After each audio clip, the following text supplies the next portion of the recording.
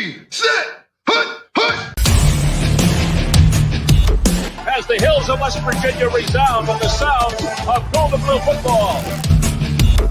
Almost heaven, West Virginia. Now let's bring on the Mountaineers. Goes around about the 50, the 10, to 5. A touchdown, West Virginia. He did it. He did it. Patrick White. Touchdown, Tavon Austin. The Don Nehlen's Mountaineers enjoy walking in where angels fear to tread. I think you think that these guys are going to fall over dead for you. Well, I got news for you. They're going to punch you right in the mouth. It's Mountaineer pride! Nothing cheap, nothing dirty, but West Virginia football. West Virginia football. Leave no doubt tonight they shouldn't have played the old Golden Boot. Not this night! They've done it. They've done it. A perfect season. And the Mountaineers, for the first time in history, undefeated and untied. Don Nehlen and his Mountaineers, for the second time, have finished a regular season with an unblemished mark. Ain't no stopping the gold and blue.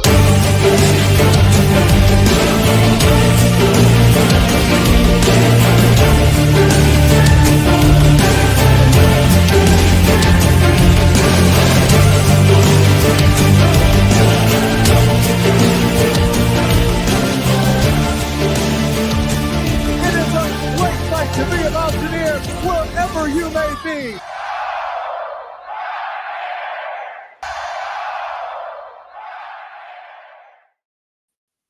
What's going on, Mountaineer Nation? Welcome back into another game day watch party here on the Country Roads webcast. And no, your eyes do not deceive you. I'm just on the other side of my office here. This is the set that I use for my other channel on YouTube, JC's Pop Culture, where I do college football 25 content and movie reviews, things like that. So I decided it'd be easier just to come over here when I wanted to sit down and talk to you guys in the stream, because you guys know once the game gets going, I'm up on my feet and stuff. So I have to, adjust the camera and the mic for when I'm standing up during the game. So on that side, I already had that adjusted. I figured versus, going back and forth and trying to adjust that mic, I'm like, I'll just come over here when I want to sit down and talk some, before we get into the game.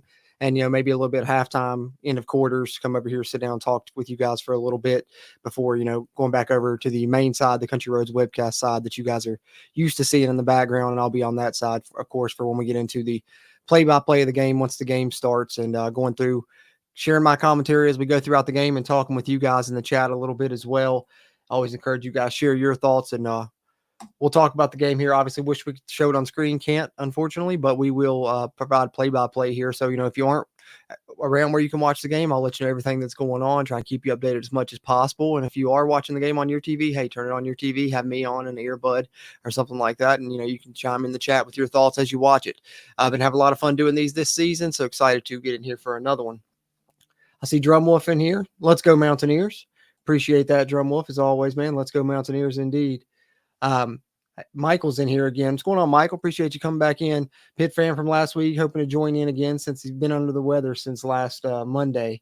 Curious my thoughts on Ren Baker's letter about WVU fans. Why don't y'all just get a new AD like Pitt just did, pulled in the AD from Tennessee who had a big-time success at Ole Miss and Buffalo, as well as with reeling in big-time NIL for the basketball and football programs. Feel like it'd benefit you all letting Baker go.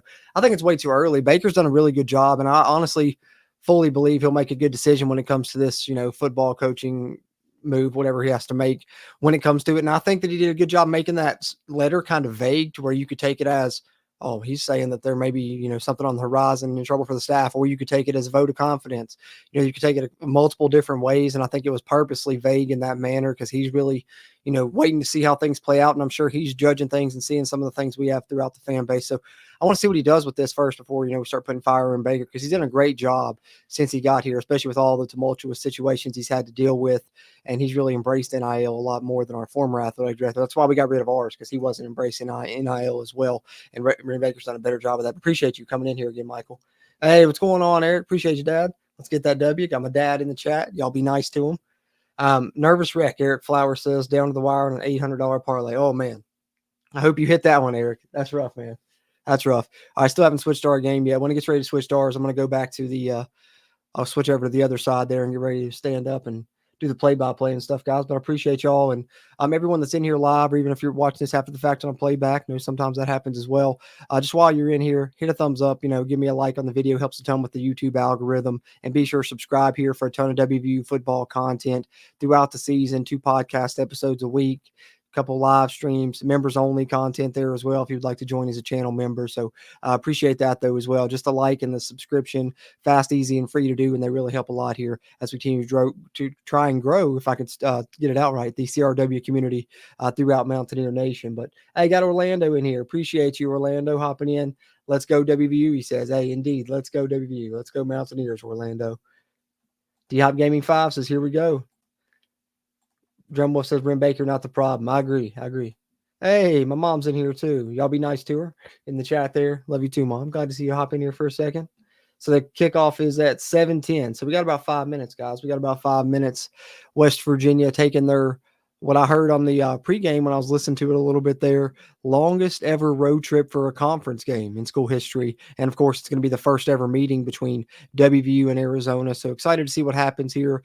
Both teams in need of a win. I think Arizona's on a 3-game losing streak. We know West Virginia is currently on a 2-game losing streak. So someone going to snap their losing streak today. We're hoping it's WVU, obviously, but either way, going to be with you guys throughout the game, doing a little play-by-play, giving our thoughts throughout, and hopefully it's a better result than the past couple of times that we've sat down and done these watch-alongs, WVU Earl, channel member here. Appreciate you, WVU Earl, as always, man. Let's go Mountaineers, for sure. And no problem, Mountaineer 1965. Appreciate you hopping in. Eric says he's won all the games on the parlay, got 1 tied, so not 800 now, but got tied +5. They're down by 1, like a minute left. Oh, man. I hope you pull that one off, Eric. I do. Yeah, Oregon looks like maybe the best team in the country right now, Orlando. I'm not going to lie. They look really good. They really do, especially the way they handled Illinois like that. Handled Illinois pretty easily.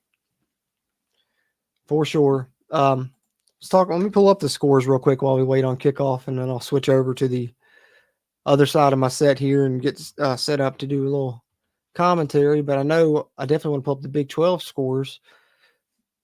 Baylor, I believe, had pulled off on Oklahoma State. Texas Tech and TCU. Oh, we got 30 seconds left in the game. Texas Tech is down 1 with the ball. Let me pull that up really quick. So they had to punt. Gamecast saying they had to punt. So TCU's about to win. 99 win percentage for TCU with 29 seconds to go. We got that going on. Let's see here. Let me pull up the whole slate and we'll just show it on the screen and talk about some of the scores real quick. We got a couple minutes here.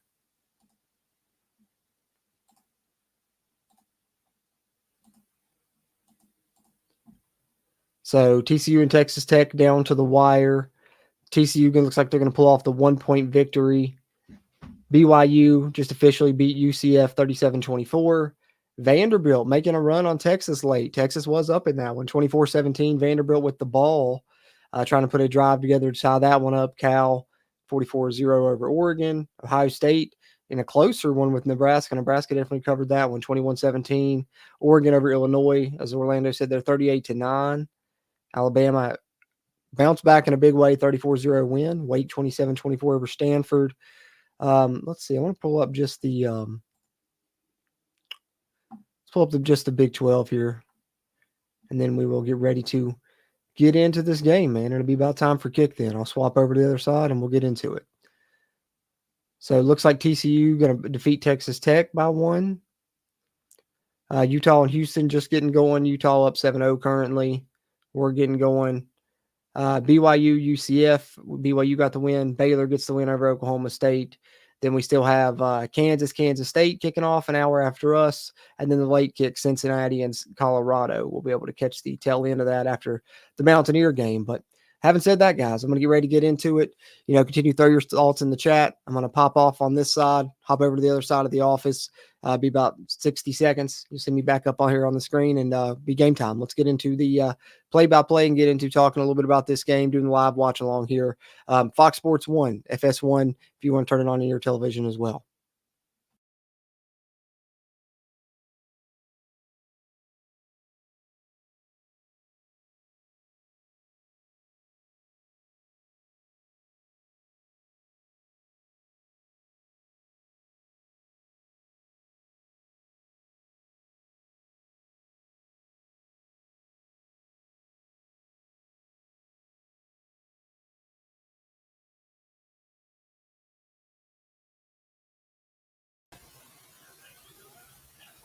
All right.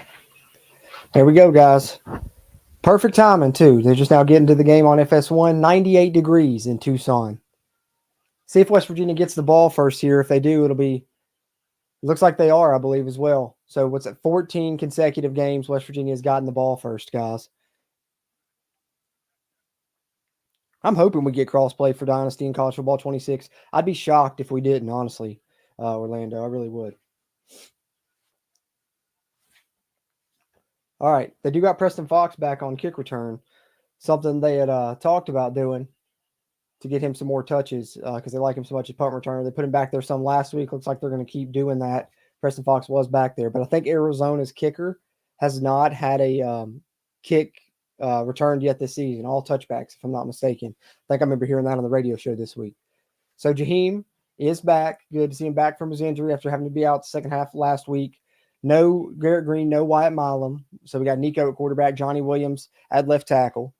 But perfect. Wore my Jaheim jersey. First time wearing my new white Jaheim jersey, and he's in. So hopefully he has a nice little game here. See what Nico does here. Second career start, and this one's in the state he played high school football in, originally from Colorado, but played there in Arizona. Little swing pass to Jaheim. Picks up about 5 yards there as he flares out of the backfield.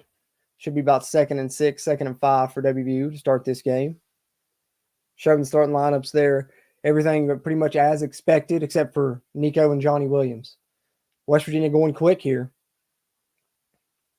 Motion, Jaheim out of the backfield again. This time Nico fakes the swing pass, keeps it himself on a quarterback draw, and looks like he's got the first down. Good start there for Nico in the run game. Nico, he's not going to give you the speed, the burst that Garrett Green does in the run game, maybe not break the long runs, but he is a bit more of a downhill runner and has a power run to him. And West Virginia using some tempo here early on. They're back at the line again, and they toss it out to Jaheim on a toss to the wide side of the field. Let him use his speed and get some good yardage there. Looks like he got about 4, so it should be about 2nd and 6 for WVU, who's utilizing tempo here on this early drive.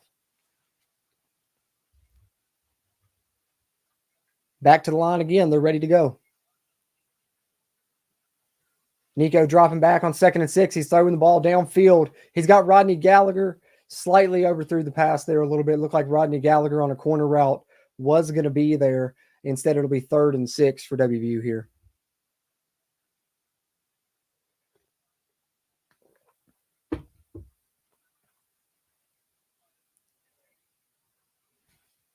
All right, so 3rd and 6 here.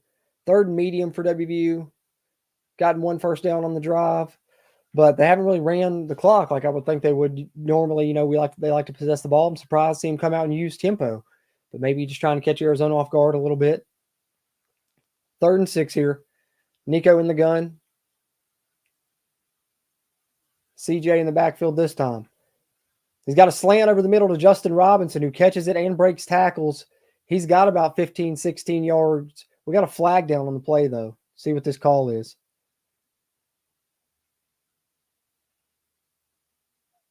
It's offsides. Play will stand.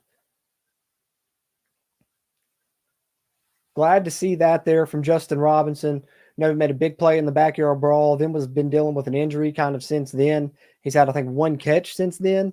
And there he goes making a big play to start this game. He's a guy that can be a big-time player. He's made some big-time plays this season and shown that. West Virginia going back to that tempo again here, going quick. This might have been a false start on WVU this time.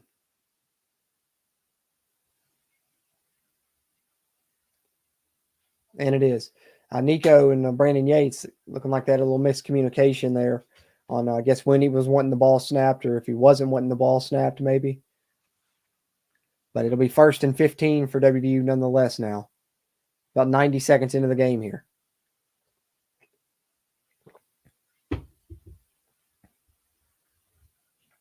I come out 5 wide. Then motion under center. 2 tight ends here to the right on the boundary side. CJ in the backfield. Power run game for West Virginia on a handoff to CJ, and he'll get about 6 or 7. So they'll get about half of that yardage they needed there on 1st and 15. Set them up about 2nd and 8, 2nd and 9.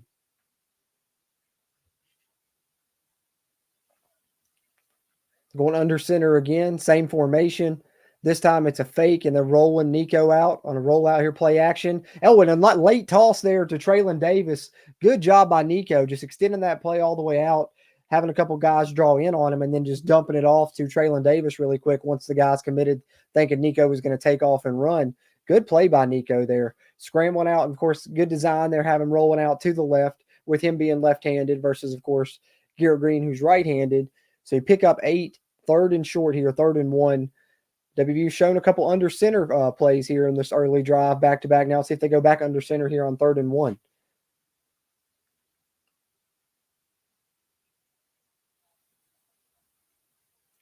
So shotgun here to start the play. Bring a man in motion.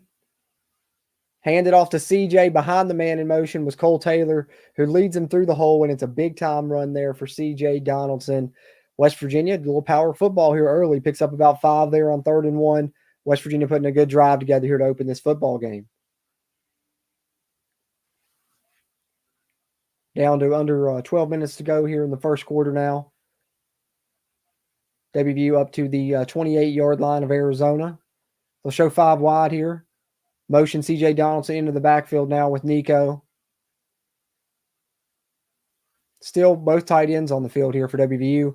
Looks like they got Arizona to jump off sides again, but they blow the play dead. Could it be a false start? Either way, it's multiple, one or the other there. I've already had 1 offsides, 1 false start on this drive, and it's going to be one or the other right here as well.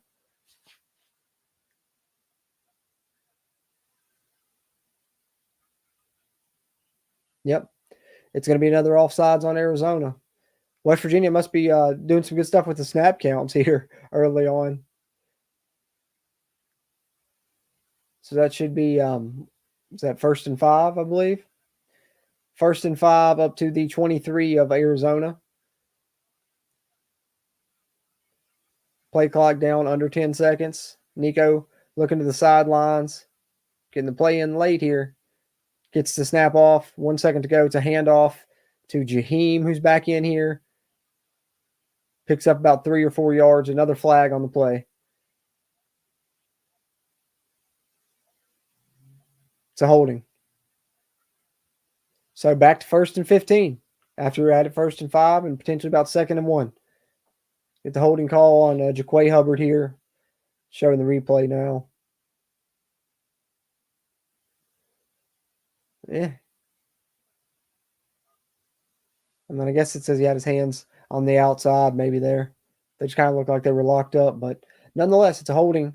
West Virginia now 1st and 15.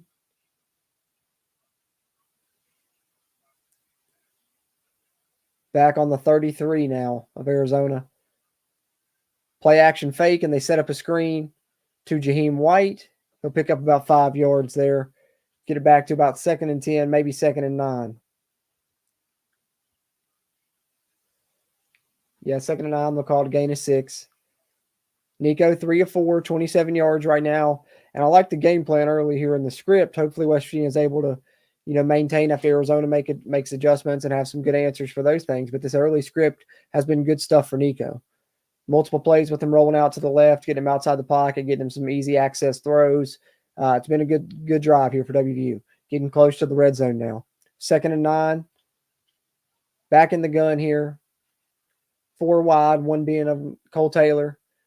Hand it off to Jaheim on the outside zone.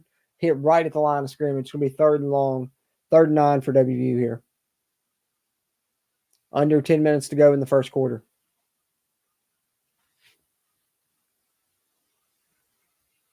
Oh, yeah. I'm sure Nico does have a ton of family at this game. Yeah, that's a good call, Brad. Brad says probably go back to that throw to Gallagher late in the game. It was there. It was there. He was open, and I think later in the game they may be able to hit that. Would not be surprised. I think Gallagher's going to make a play in this game. It's a good call there. I like that. Gallagher in motion on this play on 3rd and 9. Another flag at the snap here. Is that a false start? It's going to put West Virginia in 3rd and very long, if so. It is. Be 3rd and 14 for WVU here now. And that may knock you out of field goal range as well. You're going to have to get some type of yardage on this play now, I think.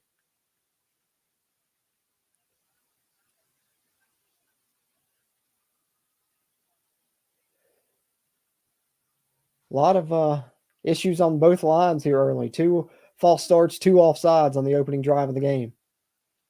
3rd and 14 for WVU. 9 minutes left here in the first. Back on the 32 of Arizona now. C.J. Donaldson in the backfield, and they'll throw out a screen pass here. And it's back to Justin Robinson, who gets about 8. Was that 8 yards? 6 yards?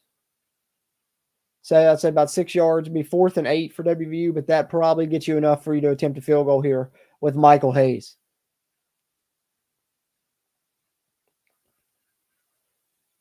Fourth and 13.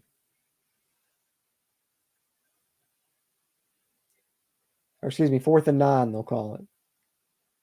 They showed 4th and 13 on the graphic at first. So we got the field goal attempt, 45-yarder here for Michael Hayes. He's pretty consistent from 45 and in, but this is kind of the cusp of his range here.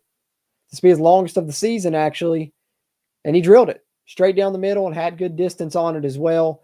His longest make of the season, I believe he's 9 of 10 on the year now. WVU goes up 3-0 here, about midway through the first quarter, right at 8 minutes to go. So good opening drive for WVU. You'd like to see that in a touchdown, but hey, take what we can get. Yeah, a lot of penalties early on that early drive on us and on them, really. Got some game day snacks here, guys. What y'all got to snack on during the game today? I got some shrimp. I got some chicken. I got a cinnamon roll as well. I'll have to grab that at halftime, though, I think.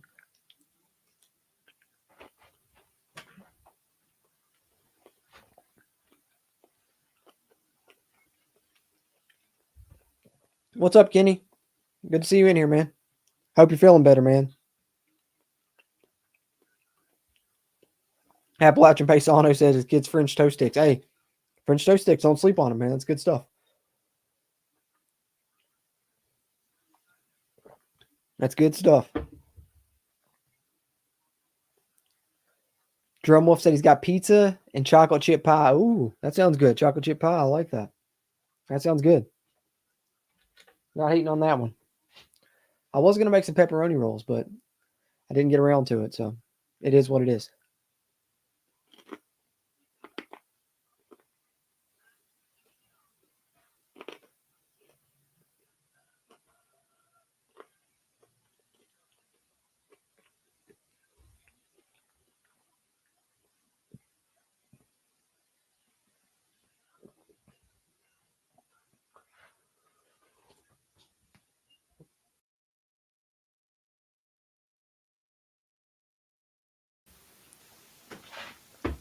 I will have to say that other than the penalties on the line, I thought that, Johnny Williams played well. Pass protection was good when we ran the ball. Run blocking looked pretty decent for the most part, save for right there at the end when they stalled the drive out. But for the most part, not too bad.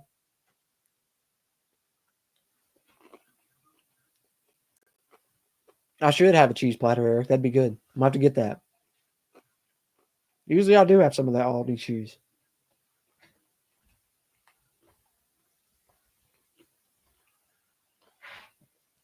Yeah, the movement has been crazy, Brad. We've been getting them a little bit too. It's weird. I don't know what's going on up front there. 2 offsides and 2 false starts on one drive and the opening drive of the game. Different.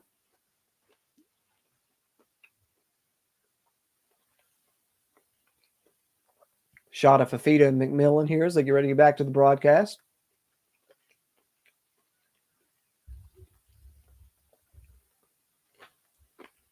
Michael Hayes on to kick off for WVU.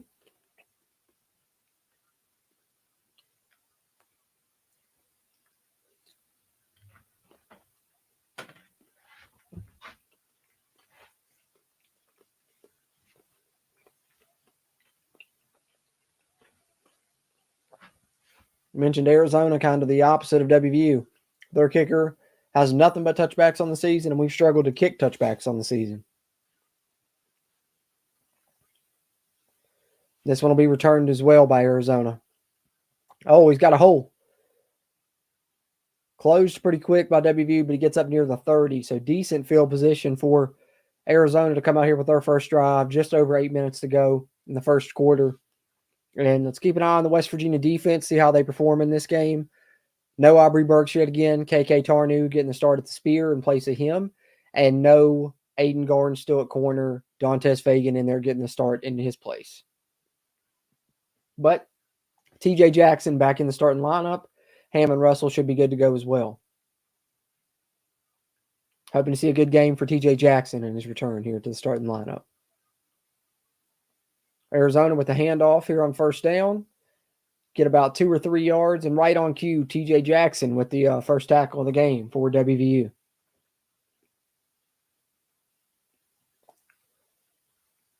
Arizona missing offensive lineman or two, I believe, if I'm not mistaken. I heard that as well. They're dealing with some injuries. Both teams, using some backups at different positions in this game on both sides of the ball. It's that time of the season. 5 wide look here for Fafita. 2nd and 6 for Arizona.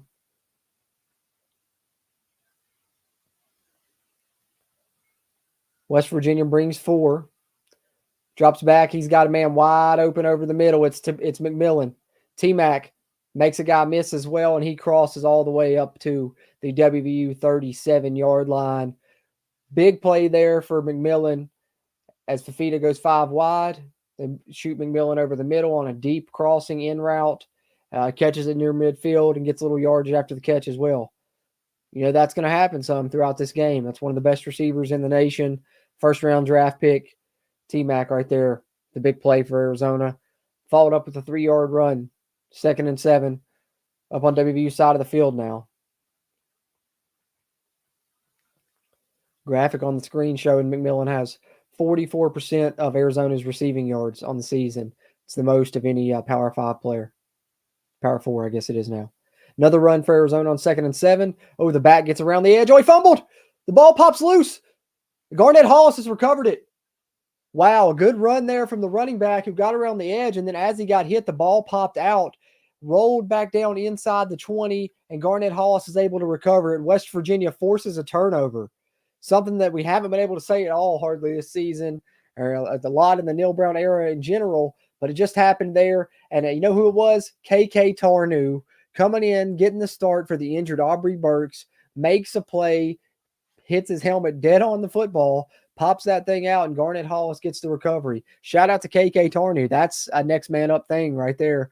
Got a guy injured that's one of your best players on defense, and Aubrey Burks. Tarnew on the first drive here in his second consecutive start forces a fumble. West Virginia forces a turnover. How about that? I agree with this.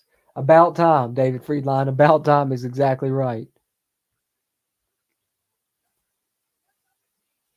Yeah, I know. I was as surprised as you were. I was surprised as you guys were. Hey, what's up, JR? See you in here, bro. Yeah, I was just as surprised as you guys. But hey, we got one. We got a turnover. We'll take it. We will take it.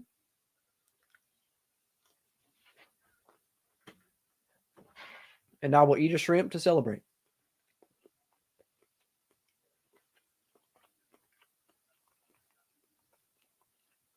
All right, now's when you want to get the touchdown. You got to get points off turnovers. Points off turnovers, almost as important as a turnover themselves. That's where you got to capitalize on them. That's where you got to capitalize. JR, it's 3-0 WVU, and Arizona was putting a drive together, getting close to the red zone, and fumbled. KK Tarnew forces the fumble, and we got the ball back up 3-0 here late in the first quarter.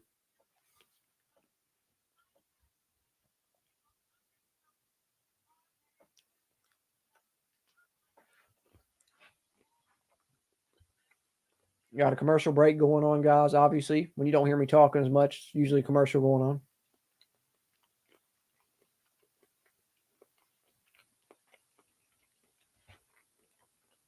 Brad says, let's go back to that Rodney play again already. Let's get something to Rodney. Let's get him a touch, man. He needs it. Get Rodney a touch. Get Day Farmer some touches too, man. We haven't went to him a ton, man. I think he's a guy that can be a real playmaker for us.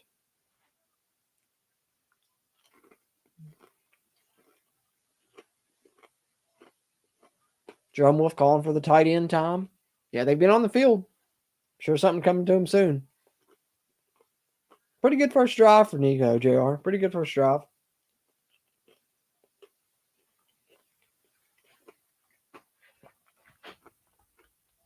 Thanks, Michael. Appreciate you asking, man. I'm going to drop a link for it in the chat.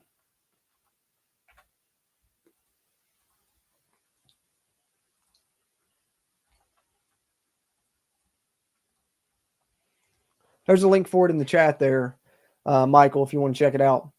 Jaheim White with a good run to start the drive for West Virginia. Got about 8, maybe 9. They'll give him 9. 2nd and 1.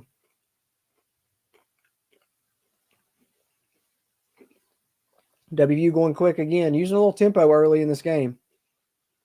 Now they'll do a little check with me on the sideline, slow it down a little bit.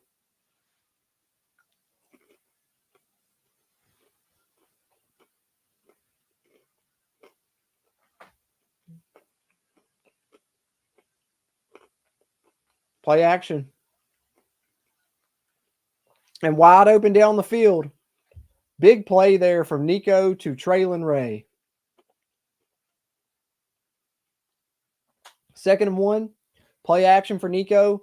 And look at Johnny Williams in there for Wyatt Milam on that play, providing good pass protection. Traylon Ray gets down the seam. And a good throw by Nico for the big pickup there. About a 20-yard gain. And I believe Nico is up to what? Yep, 5 of 6 on the game for Nico now, 38 yards. Oh, no, sorry, excuse me. They just switched it. 6 of 7, 62 yards after that play. So 24-yard pickup there. Read option. Nico keeps it. Gets about 2.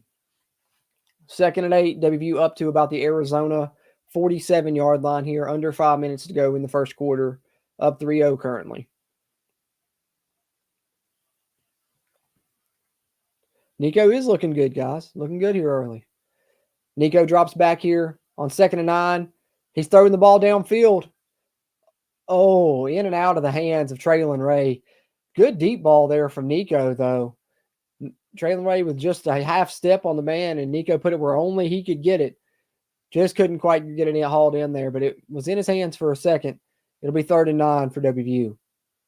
Would have been 1st and goal there. Oh, man, if he'd have went with both hands, he may have been able to grab that. It's almost like he couldn't get his other arm up, I guess, but couldn't quite haul it in with one arm. So Nico goes to 6 for 8 on the game now, and it's 3rd and 9 for WVU, Arizona's side of the field. Let's see what they do here. Nico with a quick hitter to Rodney Gallagher on a slant, and Rodney Gallagher does the rest, gets the first down yardage, and then some. Picks up about 12, 13 yards there on 3rd and 9. There's Rodney Gallagher. We called for it. It wasn't the play. They haven't went back to the same play yet, Brad, but hey, they hit him there. Nico out here throwing some dots early, guys. Throwing some dots. All right, 1st and 10 up to the Arizona 32. WVU split backs formation here. Got both running backs on the field with Nico. There's another flag here. We got another false start here. Man, the offensive line is holding up well without Milam blocking-wise, but penalty-wise, having some trouble here up front with the cadence, or I don't know what the issue is, but it is another false start. So make it 1st and 15 for WVU.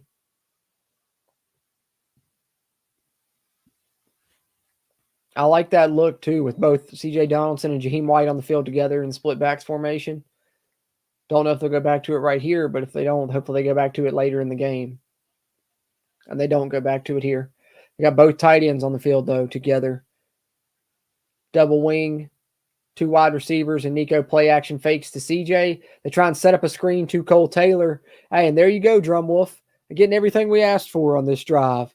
I believe Brad said, a hit to Rodney Gallagher. Got that. Got the pass to the tight end that Drum Wolf was calling for there. Cole Taylor on the nice little screen pass, and he makes plays after the catch. It's something he's done all year. Leads the Mountaineers in missed tackles forced as a receiver by a lot, actually. Talked about that on the live stream this week.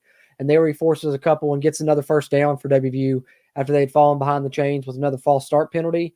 Instead, it's 1st down and 10 for WVU now with about 3 minutes left in the first quarter. Good play there from the tight end, Cole Taylor. And Nico off to a hot start here early in the game. WVU up to the Arizona 22.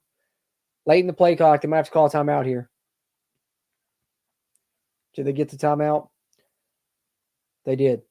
2 minutes, 51 seconds to go. West Virginia got a timeout just before the delay of game was called. Right on the cusp of the red zone here. up 3-0 late in the first quarter. Good stuff from Nico, guys. Good stuff. JR, I don't know. I think it's too early. And I think that Coach Brown ain't going to stand for it. It seems like the way that he's responded to the questions about, making a quarterback change in practice, and even this week when he was asked that about, if Garrett comes back, if there's going to be a QB controversy, and he was like, no, he's the starting quarterback. Why wouldn't he be? Was kind of snappy about it as well. So, yeah, I don't think that Neil's going to make that move. I think he's going back to Garrett when Garrett's healthy, which sounds like it from the pregame radio show will be after the bye week. They're expecting Garrett to be back.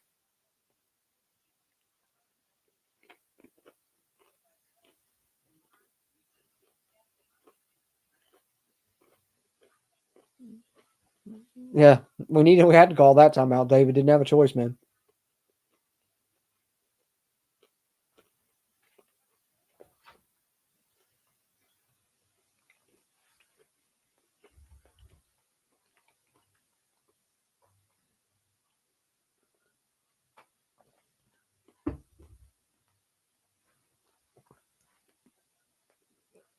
I'm impressed with Nico, the way he's playing, and I'm also fairly impressed with the game plan that we have at least designed to start this game. Hopefully it holds true and continues to be good throughout the whole game once Arizona makes adjustments. That's been the issue with Neil Brown. We'll see if it does a better job in this game or not.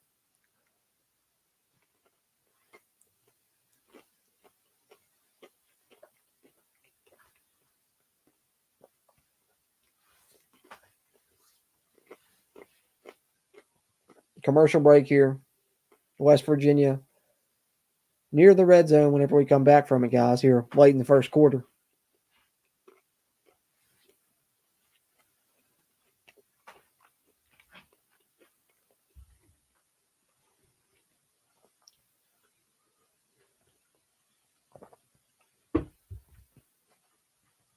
Nico can lead this team, David. He's definitely shown us that enough for that to be a fact. Maybe a good point as well, because GG has struggled.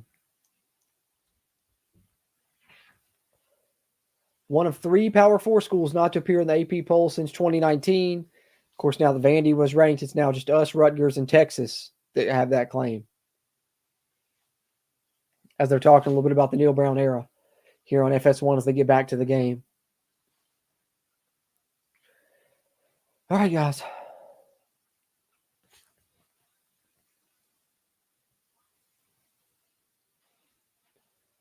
First and 10 for WVU on the 22 of Arizona.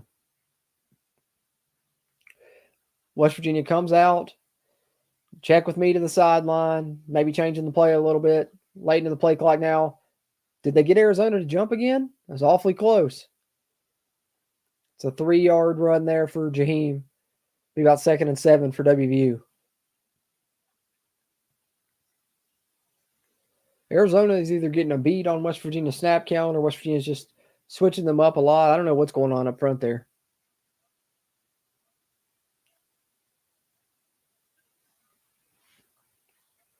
All right, so 2nd and 7 for WVU now, officially in the red zone, just inside the Arizona 20.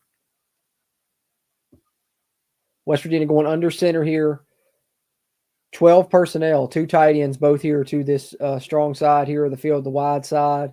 Hudson Clement motions in tight on that same side, and they run it to the weak side with Jaheim, though, back to that left side. And he gets a decent gain, though, picks up about 4, looking at about 3rd and 3 for WVU on about the 15-yard line.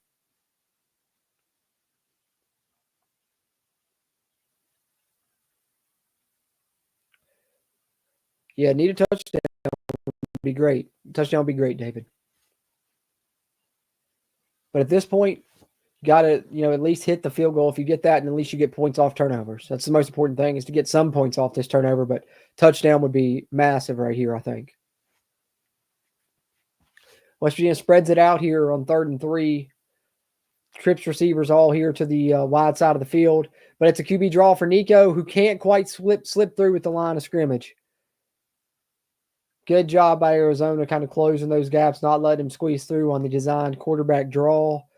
trying to get Nico to get that first down run. Instead, he's tackled right at the line. 4th and 3 for WVU. See what Neil elects to do here. If he takes the points or if they elect to go. They may have given Nico a yard. They're showing 4th and 2 on the graphic. Looks like West Virginia's going to trot Michael Hayes back out there, try and go up 6-0.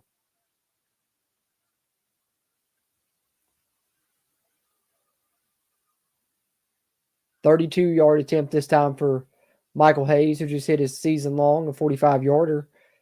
Last attempt, this time from 32. Oh, it's a fake. They're faking it. The holder's got it. The holder's going to run it in for a touchdown. Wow. Gutsy call there. Is that Leighton Bechtel? I believe it's Leighton Bechtel there was holding the football for the kicker there. And the fake, he picks it up and runs it in. Wow. Did not see that one coming. Yes, it was. It's Leighton Bechtel. The holder for the kick there on the field goals and on the PATs. Gets his time to shine there. Picks up from the hold, runs it to the short side of the field there on the boundary side, and is able to get all the way up the sideline before anyone's able to get him. And it's a special teams touchdown for WVU. They get points off turnover. We thought it was going to be a field goal to go up 6-0. Instead, they faked the field goal with a little gutsy call there to go up 10-0 here with 30 seconds left in the first quarter. And a good play by the holder yet again there on the extra point. Not the best snap, but he was able to grab it and pull it in. Good stuff there. Was that Cole Taylor on the edge setting that block, I believe, for him to get around that side, if I'm not mistaken? Good stuff, guys. Hey, that'll get the team going. That'll get some energy going right there. Special teams touchdown for WVU. How about it? How about it, guys? Yeah, great call. Great call. I agree. MVP, Brad Brown. I know Leighton Bechtel, man. How about that? No one had that on their bingo card. No one had Leighton Bechtel scoring a touchdown in this game on their bingo card. If you tell me you did, you're a liar. I get a celebratory shrimp for that one. MVP. Hey, right, Brad? Yeah, got to give it to Neil Brown for that call, for sure.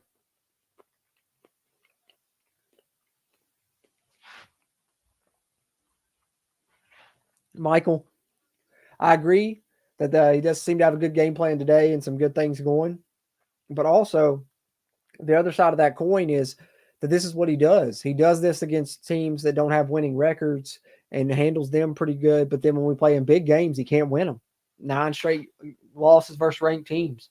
Haven't beat a ranked team since 2021. So while I'm happy that this is happening, and I hope West Virginia goes on to win this game, and then we'll see what happens from there. Right now, all you can really say about this, if West Virginia does go on to win, is that it's the same thing Neil Brown does or has done throughout his tenure for the most part, is beat the teams that he should beat, but can't beat anyone, that he's on the same level or better than him, it seems like, unfortunately.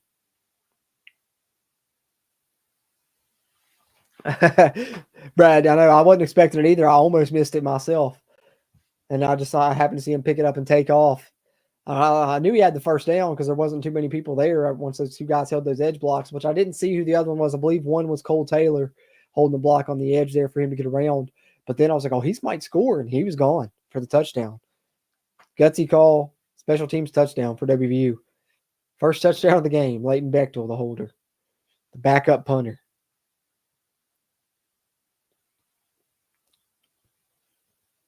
Yeah, that is a good point there. After that QB draw, they did show that on the sideline. Brad here, one of the co-hosts at the CRW, makes a good point that looked like Neil Brown was giving Nico some, coaching there after that QB draw, and Nico was taking to it well. So, good thing that Nico, he just seems like an all-around good guy, coachable, tough, winner.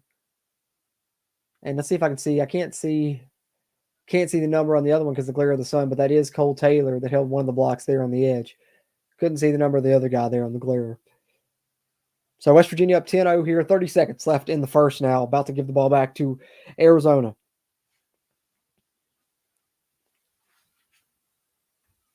Good stuff. Good stuff there. Good call, Neil. Got to give you the credit on that one. Hey, and even a touchback.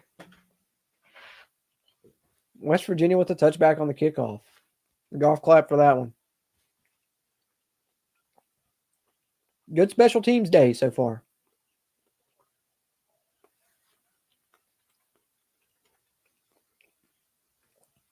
West Virginia has forced a turnover. They've scored a special teams touchdown. That's got to be good for the win probability. And in the first quarter, 21 plays for West Virginia, only 4 plays for Arizona on offense.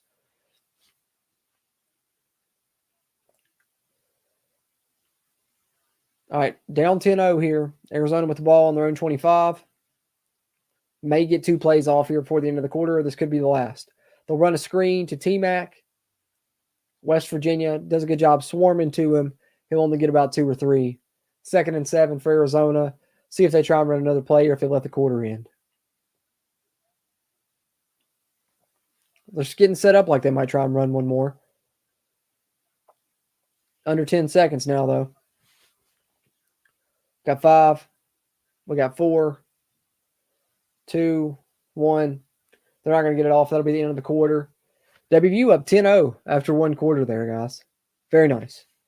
Good start for the Mountaineers. Good start for the Mountaineers, guys.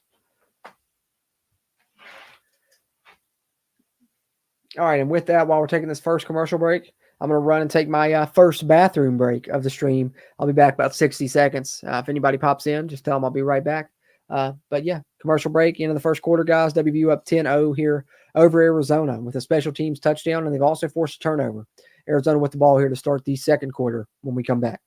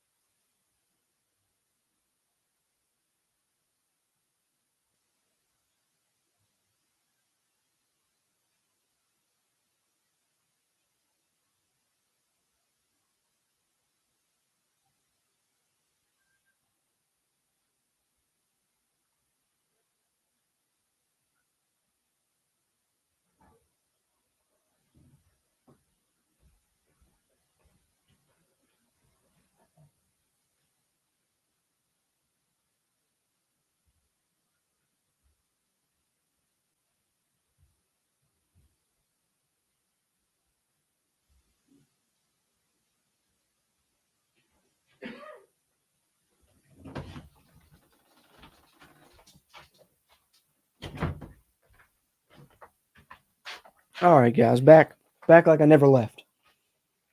How are we feeling after 1 quarter, guys? How are we feeling after 1 quarter? David Friedline says loves the time of possession, 12 minutes to 1 minute. Yeah, West Virginia did dominate, ball control there in that first quarter for sure. Gotta hope the defense can play well when they do get a chance to be on the field a little bit more here throughout this game, as is going to happen. But a good start for West Virginia to be up 10-0 without really allowing Arizona's offense to be on the field a ton, which is big for us in our defensive struggles, as I knock the mic like an amateur. But especially when they have T-Mac going up against our, struggling secondary. See, I like the game plan early on in this game. I just hope once adjustments are made, we're able to adjust as well and continue to maintain this type of play throughout the game. Yes, just as Eric says here, hope to continue to play well on offense after we get through our scripted plays. 100%. That's been the issue at times, is after we get through those, sometimes we do struggle in the back half of games and such. All right, second quarter up here, guys. 2nd and 7 for Arizona. They'll hand it off to their back, and Fatorma Mulba has forced their man into the backfield and really kind of blew up that play. It was a good job by the running back to kind of bounce off of it and be able to get forward and get about two or so yards out of it. But Fatorma Mulba had bullied his man into the backfield there, nearly forced a TFL. Now, WVU's got a defender down. It's not what we need to see after already having a couple of starters out here yet again this week. Can't quite tell who that is either. I believe that's Dantes Fagan, who's actually in already for the cornerback that's out, Aiden Garnes.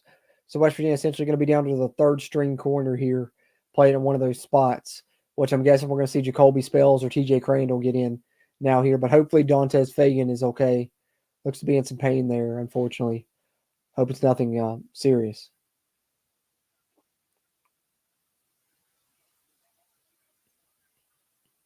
Can't tell if they're stretching him. If so, it could just be a bad cramp. I mean, it is nearly 100 degrees there in Arizona. That's what we're hoping for. Best case scenario is that it is a cramp. But for at least another play, West Virginia going to be down to their third string corner against this Arizona passing offense here that would be very surprised if they don't go to the air here on 3rd and 4, especially now. Haven't done that, and they're probably going to go right at whoever comes in there for Fagan, which will be Jacoby Spells coming onto the field here, looks like, on 3rd and 4. See if they go at Jacoby Spells here. He's a player I really do like.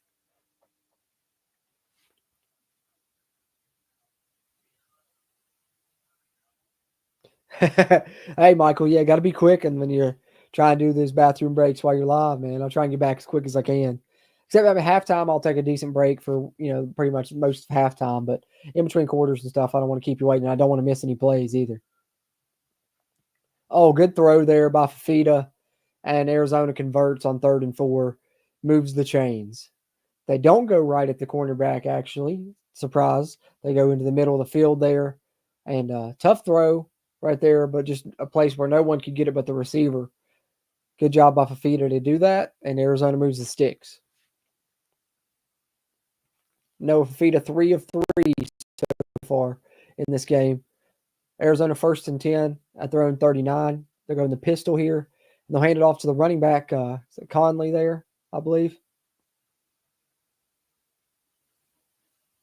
No, that's the other running back, Riscano, who's in there now, gets the handoff, picks up about 3 yards.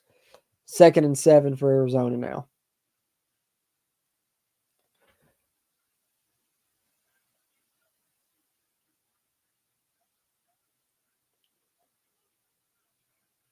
Arizona trying to put together a drive here, get some points up on the board. Up to their own 40 here. Man in motion to put trips over here to this wide side of the field, and they'll run that way. And a great play there by Nate Gabriel, I believe that was. The true freshman in there on the defensive line on that play. Makes a great play. Not quite a TFL, but does stop it right at the line of scrimmage. 3rd and 7 for Arizona now. See if WVU can get the 3rd down stop. Didn't last time, and that's something they've really struggled with this season. They're one of the worst teams in the Big 12 at getting off the field on 3rd downs. 3rd down defense has been an issue for WVU, and they've got Arizona in a 3rd and 7 here, which is probably an obvious passing situation, which is probably not good news for West Virginia. West Virginia will try and bring forward, try and get some pressure on the quarterback. It doesn't get there, and T-Mac is open over the middle again, eerily similar to the earlier play on their opening drive when they hit T-Mac on that in-breaking route. Looks similar there, and a similar result there as well. West Virginia goes zone coverage, and just a good throw there, and way to find the perfect hole in the zone there by McMillan. And, Fafita and McMillan just have that type of connection. They even played together in high school as well, so these guys know each other really good. And T-Mac is he's nearly impossible to stop, man. 3 catches, 50 yards for T-Mac already in this game. It's the handoff there. That time it is Conley. Gets about 2 yards. 2nd and 8 for Arizona now. Right up on the West Virginia red zone here, I believe. Close to it. Ooh, Ohio State and Penn State next week. That'll be a good one. If Penn State can get the win this week, might have a little bit of a trap game. They got a night game at Wisconsin. I expect them to win, but you never know what can happen. They're looking ahead. Ohio State had a closer one than they expected with Nebraska today as well. Setting up a screen to T-Mac. Oh, T-Mac's going to throw it. But it's not there, so he's going to take off. And now he's throwing it to Fafita. Wow.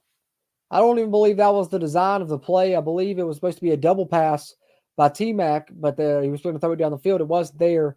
He started scrambling across the backfield, coming across the field, and Fafita just kind of ran up the sidelines on this side after that, and he threw it to the quarterback. So now we not only have Fafita completing passes to T-Mac, we got T-Mac completing passes to Fafita. And it's 1st down in the red zone now for Arizona. Pull out a little trickeration. T-Mac's doing it all right here. Catching passes, throwing passes. Up right on the cusp of the red zone at the 24. They marked him out a little bit further back than I thought. Try and hand it off here. West Virginia's on it. Looks like their first TFL of the game, if I'm not mistaken. Should be about 2nd and 11 for Arizona. Fatorma Mulba in the backfield again on that one. He's been having a really good past few weeks. He's really coming into his own.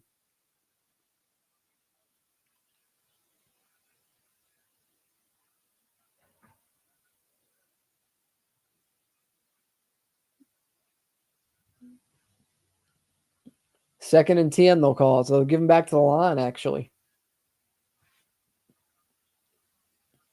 West Virginia up 10-0, but Arizona threatening here. And there's T-Mac again. Another reception and another Arizona first down, it looks like. It'd be close. The feet of 5 of 5 now, and it is a first down for the Wildcats. Not quite first and goal. They're still outside the 10-yard line there.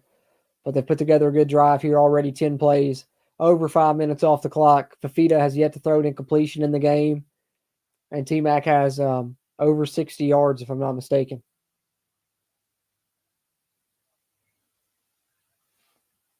First and 10 from the 14 of West Virginia. They'll go back to the run game. They'll get about a yard. Good tackle by Josiah Trotter. Been one of the best linebackers in the conference and quietly one of the better linebackers in the country. And Fagan is back out on the field for West Virginia, so very well may have been a cramping issue. 2nd and 9 for Arizona with about 9 minutes left here in the second quarter. WVU currently up 10-0, but looks like Arizona's got a chance to put some points on the board. See if it'll be a touchdown or a field goal attempt. Got to think they go back to T-Mac here. It's a game he's had.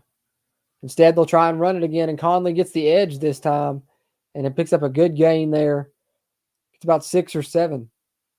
Be third down, but it'll be third and short there. One of his better runs thus far in the game. They'll call it 3rd and 3. Getting close to about halfway through the second quarter now. Arizona with a ball control type of drive here. West Virginia struggled to get off the field on 3rd down this season. See if they can do it here. 3rd and 3. Man in motion. They fake it to him. They throw a slant on the other side. And that's T-Mac by himself with the grab. Garnett Hollis, one-on-one coverage. T-Mac's going to make that play on almost anybody, and he makes the grab there. Not an easy catch to make either. He just makes him look easy. And it's 1st and goal at the 1-yard line for Arizona now.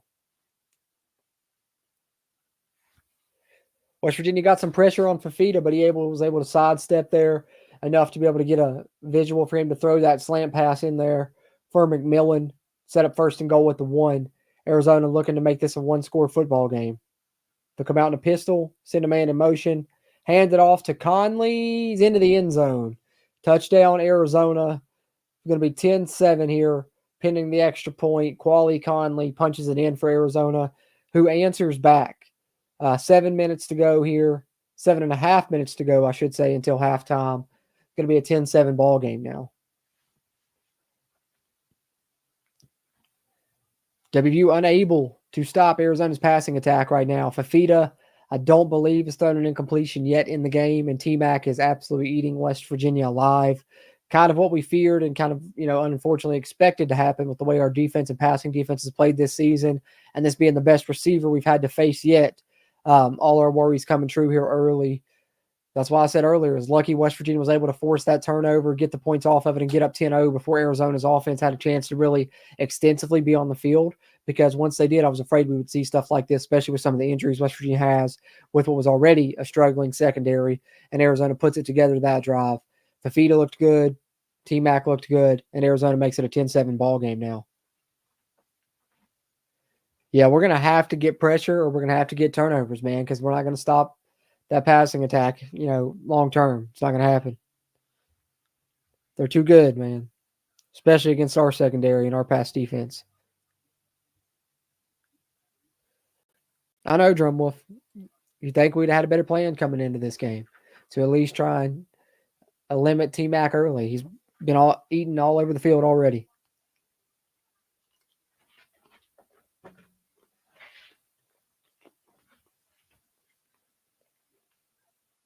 We talked about the good game plan on offense and even special teams, but defense has kind of been the opposite.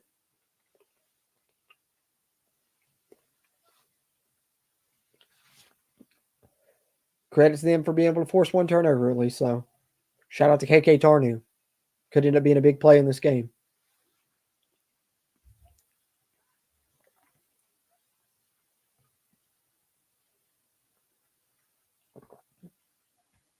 Got a commercial break here, guys. Halfway through the second quarter, WVU up 10-7, getting the ball back. Could really use a good drive here from Nico.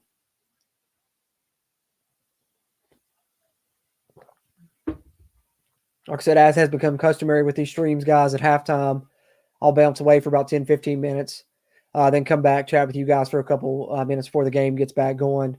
Going to go refill my coffee, use the restroom, maybe refill my snacks, all that good stuff at halftime. But I'll throw a banner up on the screen with the halftime score and a message that says "Be right back" in case anybody pops in that hasn't been in here. But we'll continue the play-by-play and the commentary in the second half, of course, as well. Still, decent little bit of time here left to go in the first half. But hey, when we come back in the second half, it'll be dark there in Arizona as well, and kind of be playing the second half under the lights there in Tucson. So turn into a quasi night game there in the second half of the football game at least. But gotta hope West Virginia can finish this first half strong. Would love to see them put a drive together here. Maybe get a field goal, extend the lead, but a touchdown would be even bigger. Got a CGI skeleton on the broadcast here for Fox Sports 1. Interesting. I guess this is the last game before Halloween.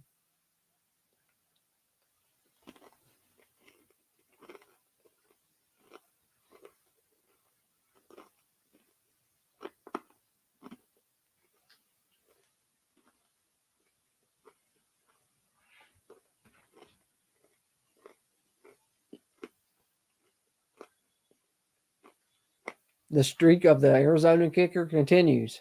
Nothing but touchbacks this season. Hasn't had a kickoff returned yet.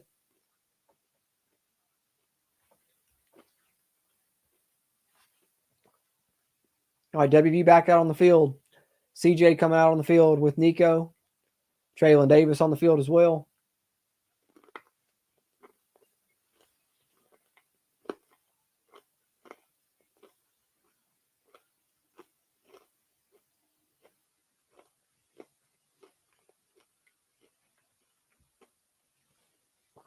Two tight ends for West Virginia, 1st and 10. Play action. I believe Arizona jumped off sides again.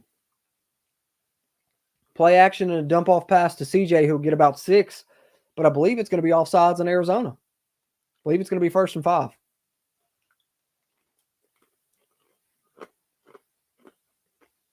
I think that was a free play. Should have took a shot deep.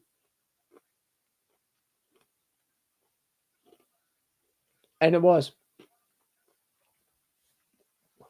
1st and 5 for WVU.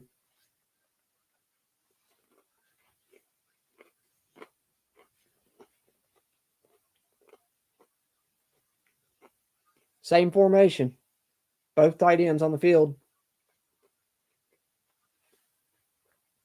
Heavy set for WVU. CJ Donaldson in the back beside Markio in the gun.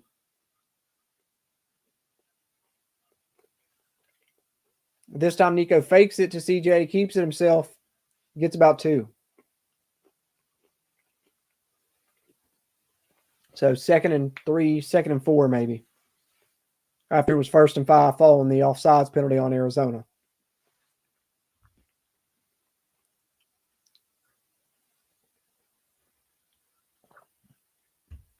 Second and 4.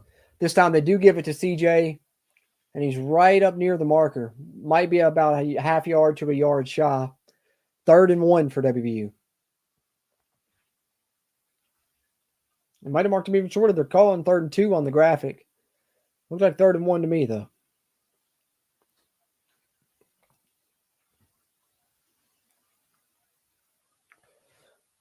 All right. West Virginia 3 of 5 on 3rd downs in this game on offense so far. Not too shabby, but you need to convert here on 3rd and 2. See if WVU goes under center. They've done that a couple times. Nope, they're in the gun here. Traylon Davis comes in motion, and he will lead CJ, good job by CJ there. Good patience to kind of just fall behind his blockers and weave his way forward there. Was a little bit nervous there at first when he took the handoff. Looked like it was going to be slow developing, and Arizona may have shot through there, but good job there by West Virginia to get the 1st down. CJ Donaldson behind a slew of Mountaineers there, leading him through the hole, and it's 1st down for WVU. 5.5 minutes left until halftime now. WVU up to the 37-yard line. Jaheim's in the game, and he comes in motion. And they'll hand it to him jet sweep style. Oh, Jaheim's gone. Jaheim White on the jet sweep. Oh, man, all the way down inside the 10-yard line. The guy, Jaheim, returns from injury. They blind him up outside, show the 5 wide receiver look, but Jaheim White is a wide receiver out wide to the left. He comes in motion on the jet sweep, takes the handoff. So he's able to take that handoff in full speed. Good blocking on the perimeter, and he hits through a gap really tight there. It looked like he was going to take it the distance. Tripped up there at the end, but a huge run. That's probably the longest run of the season for Jaheim White, if I was guessing. Thus far, that's the big play we've been waiting to see from Jaheim all year. He gives it to us right there. And it is 1st and goal for WVU up to the 8-yard line of Arizona here, late second quarter. They'll show a jet sweep look again, coming back this way. This time they'll hand it to Preston Fox, who will get backups about the line of scrimmage. Jaheim White with I believe that was a 50-plus yard run, if I'm not mistaken. He's showing 6 carries, 75 yards on the day thus far now, as it'll be 2nd and goal for WVU. Exciting play there from Jaheim. Exciting. And that's what he brings, man. That's why I like that design. You know, that's a play that we do run occasionally. You saw it run it right there again with Preston Fox. And a lot of times when we run it, that's more of the result. It's what we just saw with Preston Fox. I think because a lot of the times it's who we choose to run that play with is a guy a lot of times that doesn't really excel at something like that. Whereas running that play to Jaheim, that really fits in his skill set. I think we need to utilize that look more. You know, send Jaheim in motion, have him in the game split out at receiver with CJ in the backfield, and use him in motion on those fake jet sweeps, on those orbit motions like we use Rodney Gallagher, because that could be, you know, more tricky for defenses and getting the ball to Jaheim in different ways. And when you see what happens when you get him the ball, you know, be able to run full speed coming across the formation like that, I like utilizing Jaheim that way. So hopefully we continue to do that on those type of plays. I think it should be Jaheim, Rodney, Day, those type of guys that we're using on those motion plays. No offense to Preston Fox. I know they just gave him a jet sweep handoff, but I just don't think that's really kind of his style. Yeah, let's punch it in, David. Good call, man. Let's punch it in. Got a commercial break here. West Virginia's got the ball 2nd and goal. Soon as the commercial break's over, but a big time run from Jaheim. I think that's worthy of a celebratory shrimp here from myself.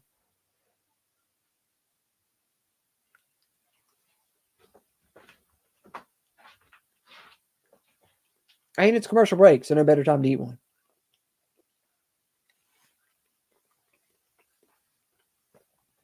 Got water somewhere. There it is.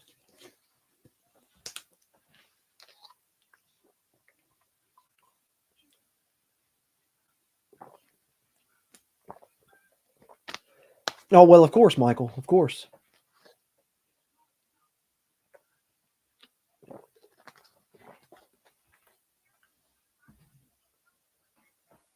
Hopefully we're able to put this into the end zone, though.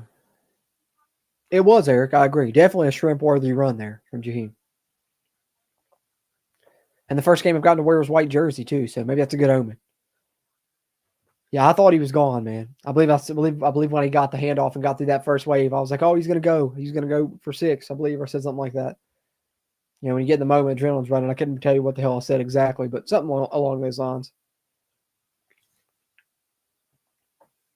Something along those lines.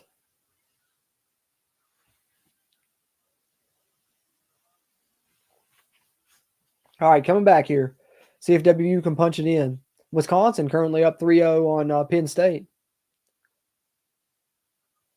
2nd and goal for WVU here. After the big play there on the jet sweep handoff to Jaheim White. WVU up 10-7, looking to extend their lead here. Excuse me. From the 8-yard line of Arizona, it was a 55-yard run from Jaheim. They'll run a toss play to Jaheim to the boundary this time. Arizona's all on it. Jaheim stiff arms, doesn't get tackled, but is only able to pick up a yard. 3rd and goal from the 7. Nico, 80% completion rating so far in this game, though. 8 of 10, 92 yards. You like to see that. I think you might have to put it in the air here. If I'm guessing, we're going to either target Cole Taylor right here, or we're looking at maybe another quarterback draw situation. I wouldn't be surprised to see them use Nico in the run game right here. 3rd and goal from the 7. Let's see what they go with. Cole Taylor is on the field. Rodney Gallagher comes in motion. Nico is dropping back to throw, but he's going to scramble out. Pump fakes, gets inside the 5, can't quite get to the goal line, taken down at about the 3. Decision time for Neil Brown. 4th and goal at the 3-yard line. Do you try and punch it in? Do you take the points? Personally, I'll probably take the points, but also your defense isn't playing well. A touchdown would do you a lot better than a field goal because the way Arizona's passing offense has looks like they can maybe drive right down the field on you. So they could easily go up 14-13 and get the ball after halftime. I think you need a touchdown here. I think 4th and goal from the 3 right here. You go for it. Looks like they're going to let the play clock wind down and take a timeout and talk about it. 4th and goal from the 3. I think right here, if you're going to go for it, you either run a little RPO, give Nico multiple options that he can hit really quick, or you can do a little rollout, get him out on the edge, kind of similar to what you did there, but a little bit more by design versus where I think that one was him kind of escaping the pocket and getting outside. I think you roll him out with multiple options, kind of flood one side of the field. If it's not there, let him try and tuck it and run it in from 3 yards out. But let's see what they choose to do here. I don't see Michael Hayes. So it looks like they're going to remain, and choose to go for this. Right at 3 minutes left until halftime. WVU up 10-7. 3 yards away from extending the lead here on 4th and goal. Shot of Ryder Burton there in the huddle. Currently will be serving as the backup quarterback tonight behind Nico Marchiol, transferred in from BYU. And relevant because he's also a West Coast guy, grew up in Colorado, if I'm not mistaken, then, of course, was in Utah at BYU. Just like Nico, it's fitting that his second career start here is in Arizona, where he played high school football and originally being from Colorado. So West Virginia out on the West Coast, their furthest ever trip for a conference game, and they've got 2 West Coast quarterbacks that are going to be able to guide them. And hopefully Nico's able to guide them in for 6 here as they come out on 4th and goal from the 3-yard line with 3 minutes to go. West Virginia going to go for this. Cole Taylor's on the field, attached to tight end. He comes in motion, across the formation. Nico drops back to throw. He's looking Cole Taylor's way. It's not there. Now Nico trying to fire it in the back of the end zone. That's a tight window to throw it into. He squeezes it in. Hudson Clement goes up and gets it and gets the toes down with the toe tap in the back of the end zone. It's a touchdown for West Virginia on 4th and goal. Hudson Clement comes all the way across the field, and a couple of guys there on his back that Nico put it up in the air where only Hudson Clement could go up and get it for the Huddy Tuddy. Good recognition by Nico, as one of the players that was on Hudson had his back to him. So I don't think he felt like that guy wasn't going to see him make the throw, and he could put it up high for Hudson. And he was able to go put it up high for Hudson, who had the other defender that was around kind of boxed out. But Nico, perfect touch, perfect pass there in the back of the end zone where only Hudson can get it. And Hudson Clement does what he's done all season. Be wide receiver 1 for West Virginia and score touchdowns. And there's another one for another Huddy Tuddy there for West Virginia as they look to go up 17-7, pending this extra point. Just under 3 minutes to go till halftime now. How about that? A 4th and goal touchdown for WVU. Nico Marchiol with an impressive play there as he went through multiple progressions as you watched the play unfold. It looked like his first read was the Cole Taylor breaking outside. That wasn't there. Then it looked like maybe a mesh concept coming inside. I couldn't tell. It looked like a definite drag coming across on one side that he was maybe looking for. And then going to the back of the end zone, and Hudson Clement definitely, towards the latter end of his progression. So we see Nico do some impressive things here today that I've really been liking to see from him, including that touchdown pass right there on 4th and goal, where he makes a play and Hudson Clement makes a play, and West Virginia extends their lead. Goes back up 2 scores, 17-7. But you got to hope you didn't leave Arizona too much time. With their passing attack, they can probably score in a hurry. West Virginia needs to try and get a stop here before the half. Arizona gets the ball to begin the second half. Yep, exactly. Nico and Huddy, let's go, Silas. Appreciate you hopping in, Silas. What a throw and catch. Was wondering where Huddy was in this game. There he was. That pops right up at the right time. Hudson with 2 on him. The co-host here at CRW, Brad, says. Exactly. 2 guys there. Great throw by Nico to fit it into that window, and a great catch by Hudson to go up and grab that one. And that's another celebratory shrimp for me, guys. It's worthy of it.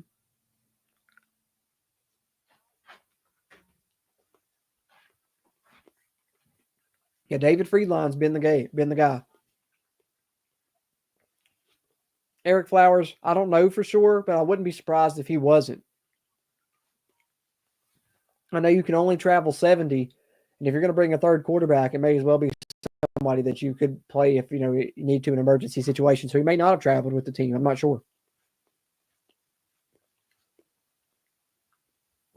David Friedline said he didn't travel. Yeah, I wouldn't be surprised if that was the case. But they also, I believe, said that him and Wyatt, with the bye week coming up after this game against Arizona, should be fully healthy and back ready to go after the bye week for the game against Cincinnati.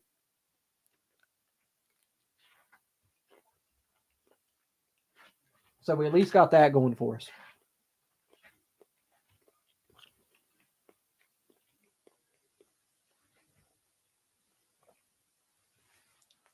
Michael, that's not a bad plan.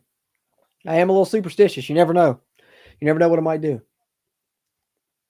I do like the fact that we're playing well the first time I'm wearing this jersey here, so I might have to keep wearing this jersey if nothing else. And Jaheim's my favorite player anyways. Brad, that's funny. He says, I hope Mike asks. He doesn't ask about Nico starting after this. I know. Neil was snappy when Mike asked him that in the press conference. It's not a bad question by Mike either. Just very valid question. Very valid question. And Nico's playing well, so I mean it's a question that can be asked. Is that Nico's dad? I believe that is.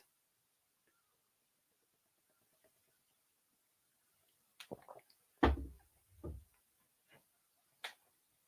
believe that was Nico's dad. They were showing on the broadcast. West Virginia set to kick it back off to Arizona. Mountaineers up 17-7 and another touchback. Wow. Good job by Michael Hayes. Back-to-back touchbacks. It's rare for WVU. We're not like Arizona where it happens every time. Fafita playing well. Showing some of his highlights here. Of course, T-Mac really just doing a great job getting open, man. 6 of 6 in this game for Fafita, 73 yards, and he also has the reception for 14 yards too.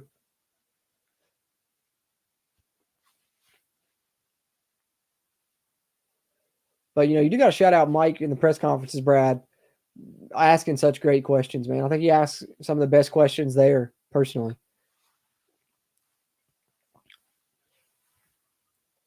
All right, so a 6-yard pickup there for Arizona on first down. Another completion for Fafita. 2nd and 4 now. Probably looking at this might be the last play before the 2-minute warning. 2-minute timeout, I guess it's supposed to be called in college. Eric said he's wearing all black. It's his morning suit. Hey, I don't blame you. Don't blame you one bit. West Virginia with a game tackle right at the line of scrimmage. Arizona tries to hand it off. Nothing doing. It'll be 3rd and 4. I'm guessing after the 2-minute warning. Looks like it'll be the 2-minute warning. See if Arizona's going to try and get one more off or not. They're running the line like they are. 3rd and 4. I don't know if you want to rush this, though. They won't.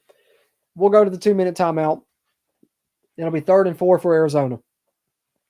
Trailing 17-7. WVU with a good first half here. You got to maintain this in the second half. But the defense's performance has worried me a little bit, but the offense has stepped up, and you got a big play from the special teams. And the one good thing you can say about the defense is they did force a turnover here in the first half. So West Virginia's made some plays. That's why they're able to be up 17-7 despite the defense not playing the best. And, of course, the pass coverage being kind of what we've come to expect from it this season. But see if they can get off the field here on 3rd down, which has been another problem we've had this season. If they can, then West Virginia's in a good spot, up 17-7, under 2 minutes to go. Maybe get the ball back, try and add on to that lead a little bit. But the main thing is you keep Arizona from scoring with them getting the ball after halftime. This is an important little play right here on 3rd and 4, trying to get Arizona off the field here. Penn State scored, went up 7-3. Thanks for that update, Michael. Yeah, I'd be very surprised if Arizona's not dropping back and throwing the football here. I don't know why they wouldn't. I'd say, Drum, if I still say Colorado passes the ball more, although they finally figured out if they run the ball football some, they've been able to be a little bit successful now. They're a little bit more balanced or closer to balance, but I'd still say Colorado. All right. Come on. Let's get through this 2-minute warning. Oh. A little nervous, guys. 3rd and 4 here. Big play. Big play.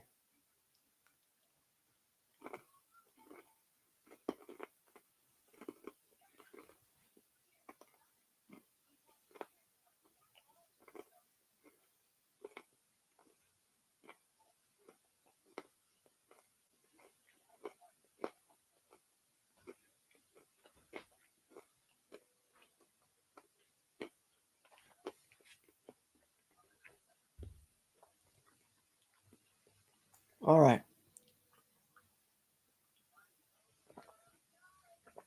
Oh, it's the World Series is going on now. I don't watch baseball. I had no idea. Just saw it pop up on the bottom. I mainly only watch college football and college basketball. A little bit of NFL. I watch like the Super Bowl, watch the playoffs. I'm a Panthers fan. I watch their games every now and then, but pretty much just college football, college basketball. With college football being my favorite. I do love March Madness, though. Drumwolf, Cincinnati, Colorado is going to be a good game. That one could go either way. It's going to be a good game. Eric Flowers, that's literally, this is me, Eric. I've never related anything more. What is baseball? Never watched a full baseball game from beginning to end. I even tried to sit down and watch West Virginia some last year when their baseball team was really good, and I made it through just a few innings. It's just not my sport, man. I can't get into it. It just puts me to sleep, unfortunately. No hate on it if you like it. No, it's a national pastime. People love baseball. It's not for me. 3rd and 4, West Virginia, good coverage. Fafita's going to try and scramble for it. Looks like TJ Jackson got him and brought him down short. They're going to have to punt this football. See if WVU takes a timeout here.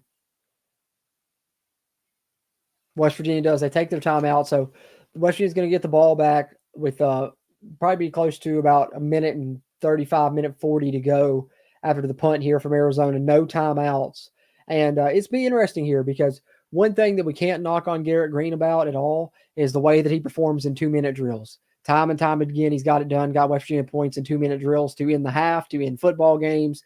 And now we're going to get to see Nico in one of these situations here, which is going to be nice to see. No timeouts, under 2 minutes left. Can you put a little drive together, add on to your lead, put some points on the board, but most importantly, take care of the football. So interesting to see how Nico holds up here in a 2-minute situation. And that's what we'll get to see to end the first half here. Well, they added some time to the clock, so West Virginia's going to have at least a minute 40 when they get this ball back. 1:52 to go here. As 4th and 2 comes up and Arizona's back to punt. Preston Fox back to field it for WVU, back on his own 20-yard line.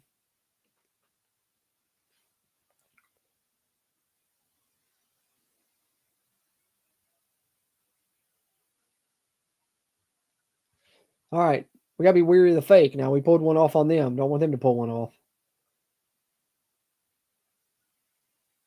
As the punt gets off cleanly, Preston Fox calls for the fair catch, makes it. Back on his own 19, but it looks like one of the Arizona players hit him after he made the fair catch. Not tackled him, but I think he just stuck his arm out and made contact with him, and that's going to draw a flag. That's going to give West Virginia an additional 15, if I'm not mistaken. So they'll start this drive with better field position here up on the 30-some yard line now. Less than 2 minutes and no timeouts. Yeah, ran into him. He did. Let's see. And just didn't even need to. I mean, he ran up to him and touched him like it was two-man touch, and he had to touch the guy down. So 1:45 with West Virginia getting the ball back here, 1st and 10. Time to see Nico in a 2-minute drill scenario. Something we've seen Garrett have success with. Let's see what happens here.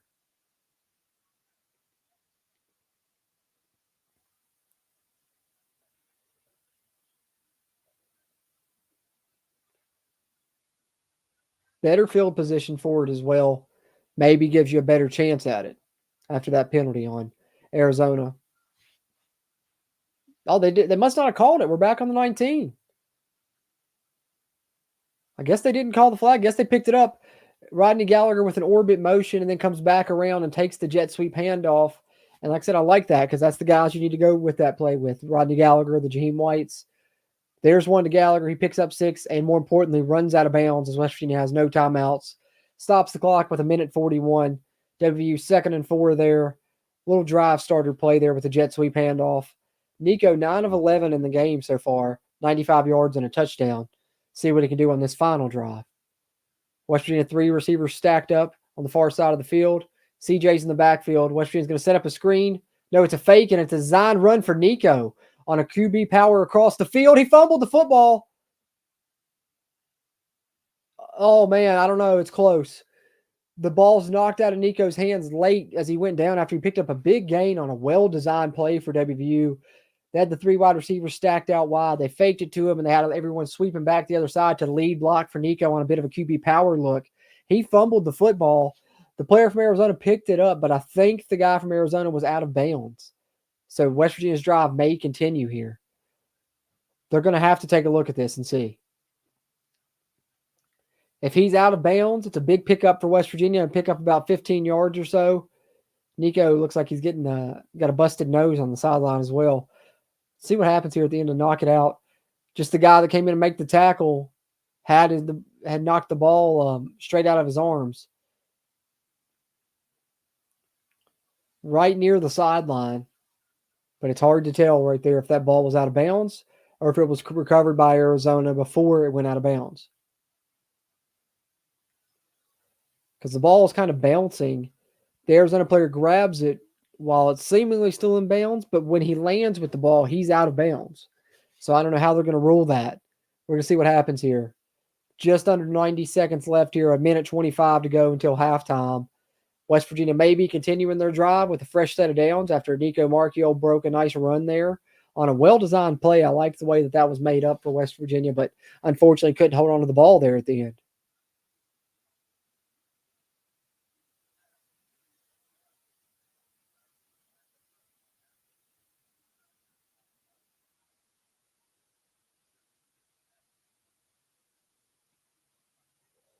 So the rules expert coming in there talking about the replay says that he thinks that the ball should stay with West Virginia because the guy recovering it is maybe inbounds at first when he recovers it, but he says that it's like completing a catch and he has to maintain possession. And when he hits the ground, the ball pops out. So he believes that the ball should stay with WVU here. Let's see if the official ruling by the officials in this game match up with that. But shout out to Nico as well, not giving up on the play there, kind of being the one to knock the guy out of bounds that was recovering it and kind of stick his hand in there and almost knock the ball out of his hands as well as I almost knocked my mic out of position there with my hands. Apologies about that. But I think this should be WVU's ball and the drive continuing, I believe. They're taking a lot of time for this review, though. We will see what happens here. Sometimes when they're taking a lot of time, it's not a good sign. Sometimes it is. It's always tough to judge.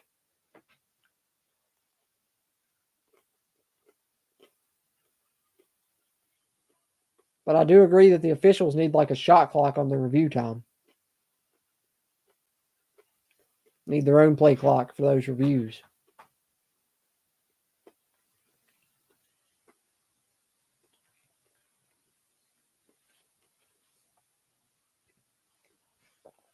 Here's the call.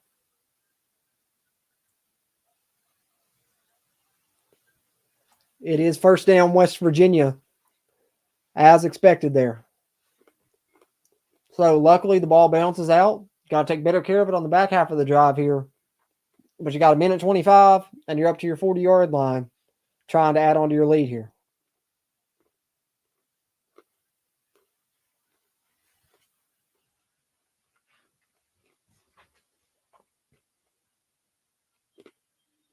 First and 10 for WVU. They're going to run it here. It's a handoff to CJ. He'll only get a yard. Surprised West Virginia goes to the ground there with no timeouts and now a clock moving down near a minute by the time they snap this. 2nd and 8 for WVU. Did Arizona call a timeout? And Arizona calls a timeout. So I wonder if they're thinking maybe they can get a 3 and out here and get the ball back and try to put a drive together themselves. Interesting. Minute 7 to go. 2nd and 8 for WVU. Up on their own 42-yard line. Nico trying to put a 2-minute drill together here, but the play calling's been a bit conservative thus far. I think West Virginia is worried about turning the football over, giving Arizona a chance to score and add some points. It's been screen passes, QB draws, QB powers, and there was a handoff to CJ. Let's see if they do indeed pass the football, as David Friedline says there in the chat here on this back half of the drive. A minute 13 to go. The clock will say now 2nd and 8 for WVU.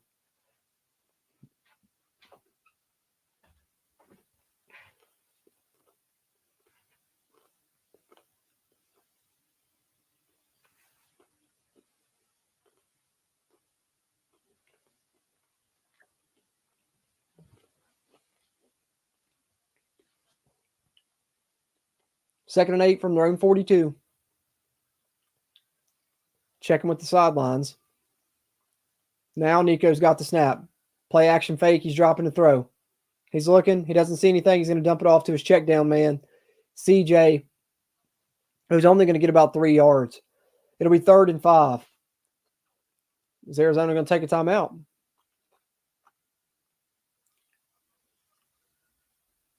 Arizona does. So about 60 seconds to go in the half. Arizona takes their second timeout, hoping to get this stop on 3rd and 5, use their last one, and they get the ball back. So 3rd and 5 here, a conversion for West Virginia be big in multiple ways. 1, try and add on to your lead. 2, keep Arizona from getting the ball back and having another chance to score and make this a closer game before halftime with them getting the ball to begin the second half.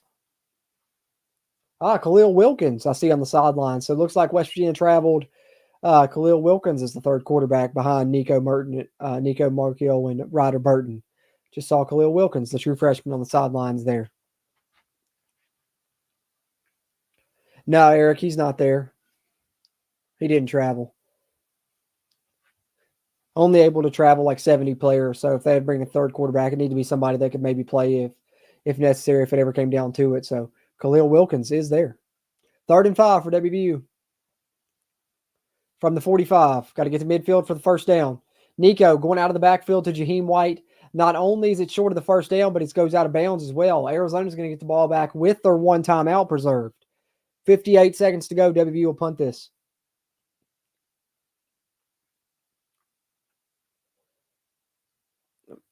I mean, I understand that's the read progression. Hit your check down if nothing else is there, but man, you don't get anywhere near the sticks and you go out of bounds, allowing Arizona to keep their 1 timeout. That hurts a little bit. Defense got to step up here for the final 58 seconds, or 50 or so seconds by the time they get the ball, I guess.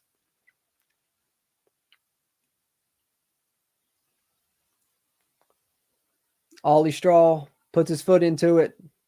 Good punt. Oh, caught, but then muffed, but then he was able to get right back on it. But it's a good punt that'll pin Arizona inside their own 15, be on about the 13-yard line with 49 seconds to go, and they only have 1 timeout. So a good punt from Oliver Straw. He's always a weapon, at least on special teams. Got to love Ollie Straw, and another good play by him. So WVU up 17-7, looking to remain in the lead, heading into the break by 2 scores and not allow Arizona to draw this within 1 score with a field goal or a late touchdown here. 1 timeout for Arizona. They're obviously going to go to the air here. Let me get my banner ready for halftime for when I take my break until we come back for the second half.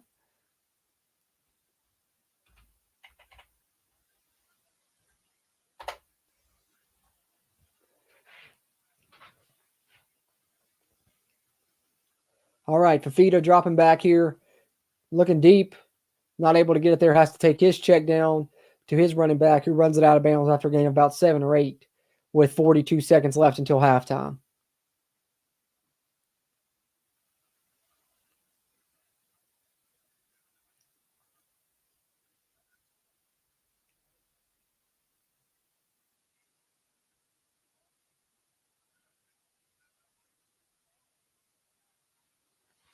Second and 3 for Arizona on their own 19-yard line.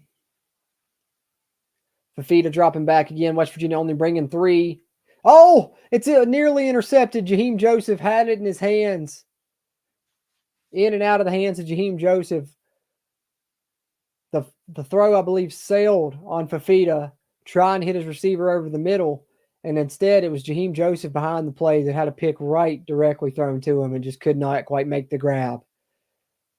Fafita's first incompletion of the game, if I'm not mistaken, and it could have been another turnover for WVU. Instead, it's 3rd and 3 for Arizona. That is Fafita's first incompletion. He goes to 8 of 9 on the game. Arizona needs 3 yards for a first down here. 36 seconds till halftime. They only have 1 timeout. West Virginia with some pressure. Fafita sidesteps it, though, and is able to run out of it, get the first down, and get out of bounds at about the 26-yard line. 28 seconds until halftime now. Fresh set of downs for Arizona to work with. Still got the timeout in their back pocket also.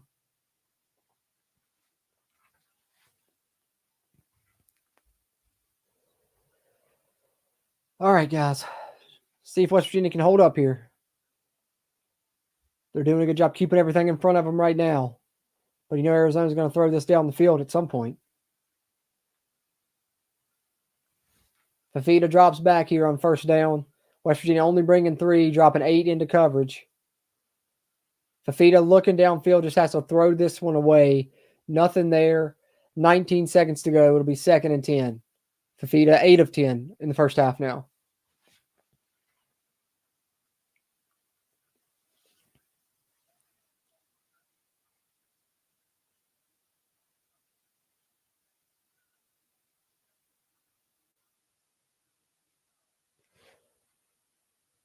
All right, 19 seconds to go till halftime. 2nd down for Arizona. Still back on their own 26-yard line. WVU looking in good shape to maintain a 10-point lead at halftime right now. WVU brings 3 and drops 8 again. It's been the formula on this drive. It's been working. They forced the check down throw, which is incomplete by Fafita, looking for, I believe, his tight end there, Burnett. 3rd and 10 with 14 seconds to go until halftime now.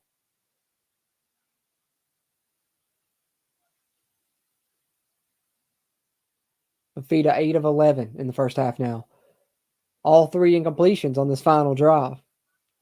McMillan not on the field here on 3rd and 10. Very surprising. Figured that'd be who they'd go to here, try and move the sticks. Wonder if that means they're going to hand this off, play it safe. It does.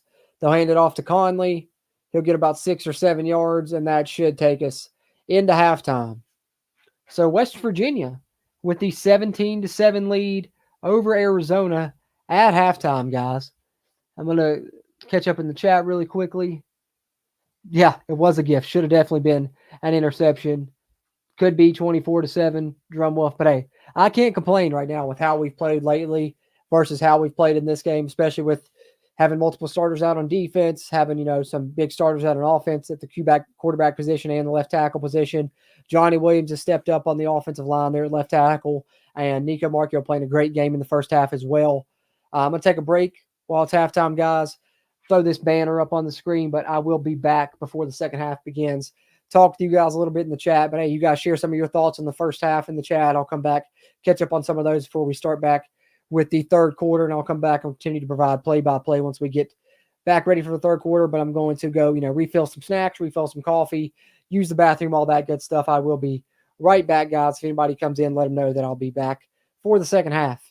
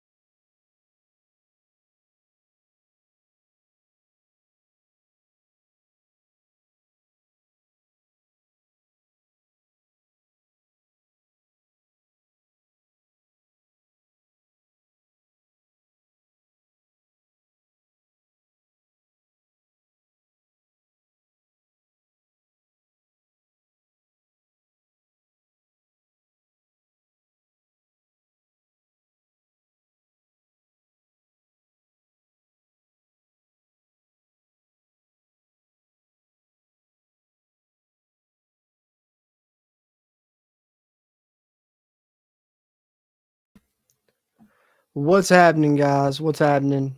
Back here, chat with you guys a little bit before the second half gets underway. Told you guys I wouldn't be gone too long there. WVU up 17-7, though, so feeling pretty good about the first half performance. Like I said, I'm bouncing back between the two sides of my office here now. I'm at the side that I do my other channel on JC's Pop Culture, which you guys should check out here on YouTube if you're into college football 25 content. I cover that video game, and then I do movie reviews, TV show reviews, things like that as well on JC's Pop Culture here on YouTube. I dropped a link for it in the chat earlier.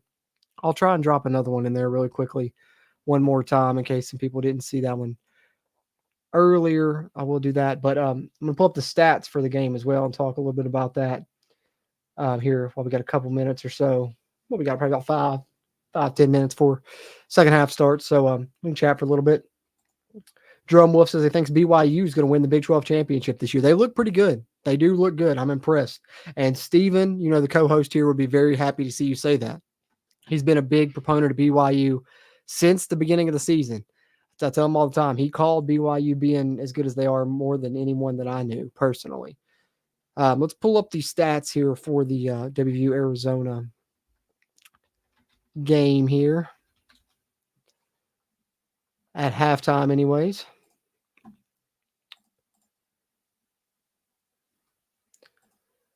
Let's see here. All right, let me share the screen with you guys. We'll go over the halftime stats really quickly. You guys got any questions, comments, whatever about the game, throw them in the chat there. I'll try and touch up on some of your guys as well. Your all's halftime thoughts, but we'll go over the numbers before that. 17-7 lead for WVU. They have a 10-7 lead in first downs, 4 of 8 on third downs, but they're giving up 4 of 6 to Arizona. As I said, that's been the big issue all season, third down defense for West Virginia, and yet again, unfortunately, struggling to get off the field. Fourth down efficiency, 2 of 2 for WVU.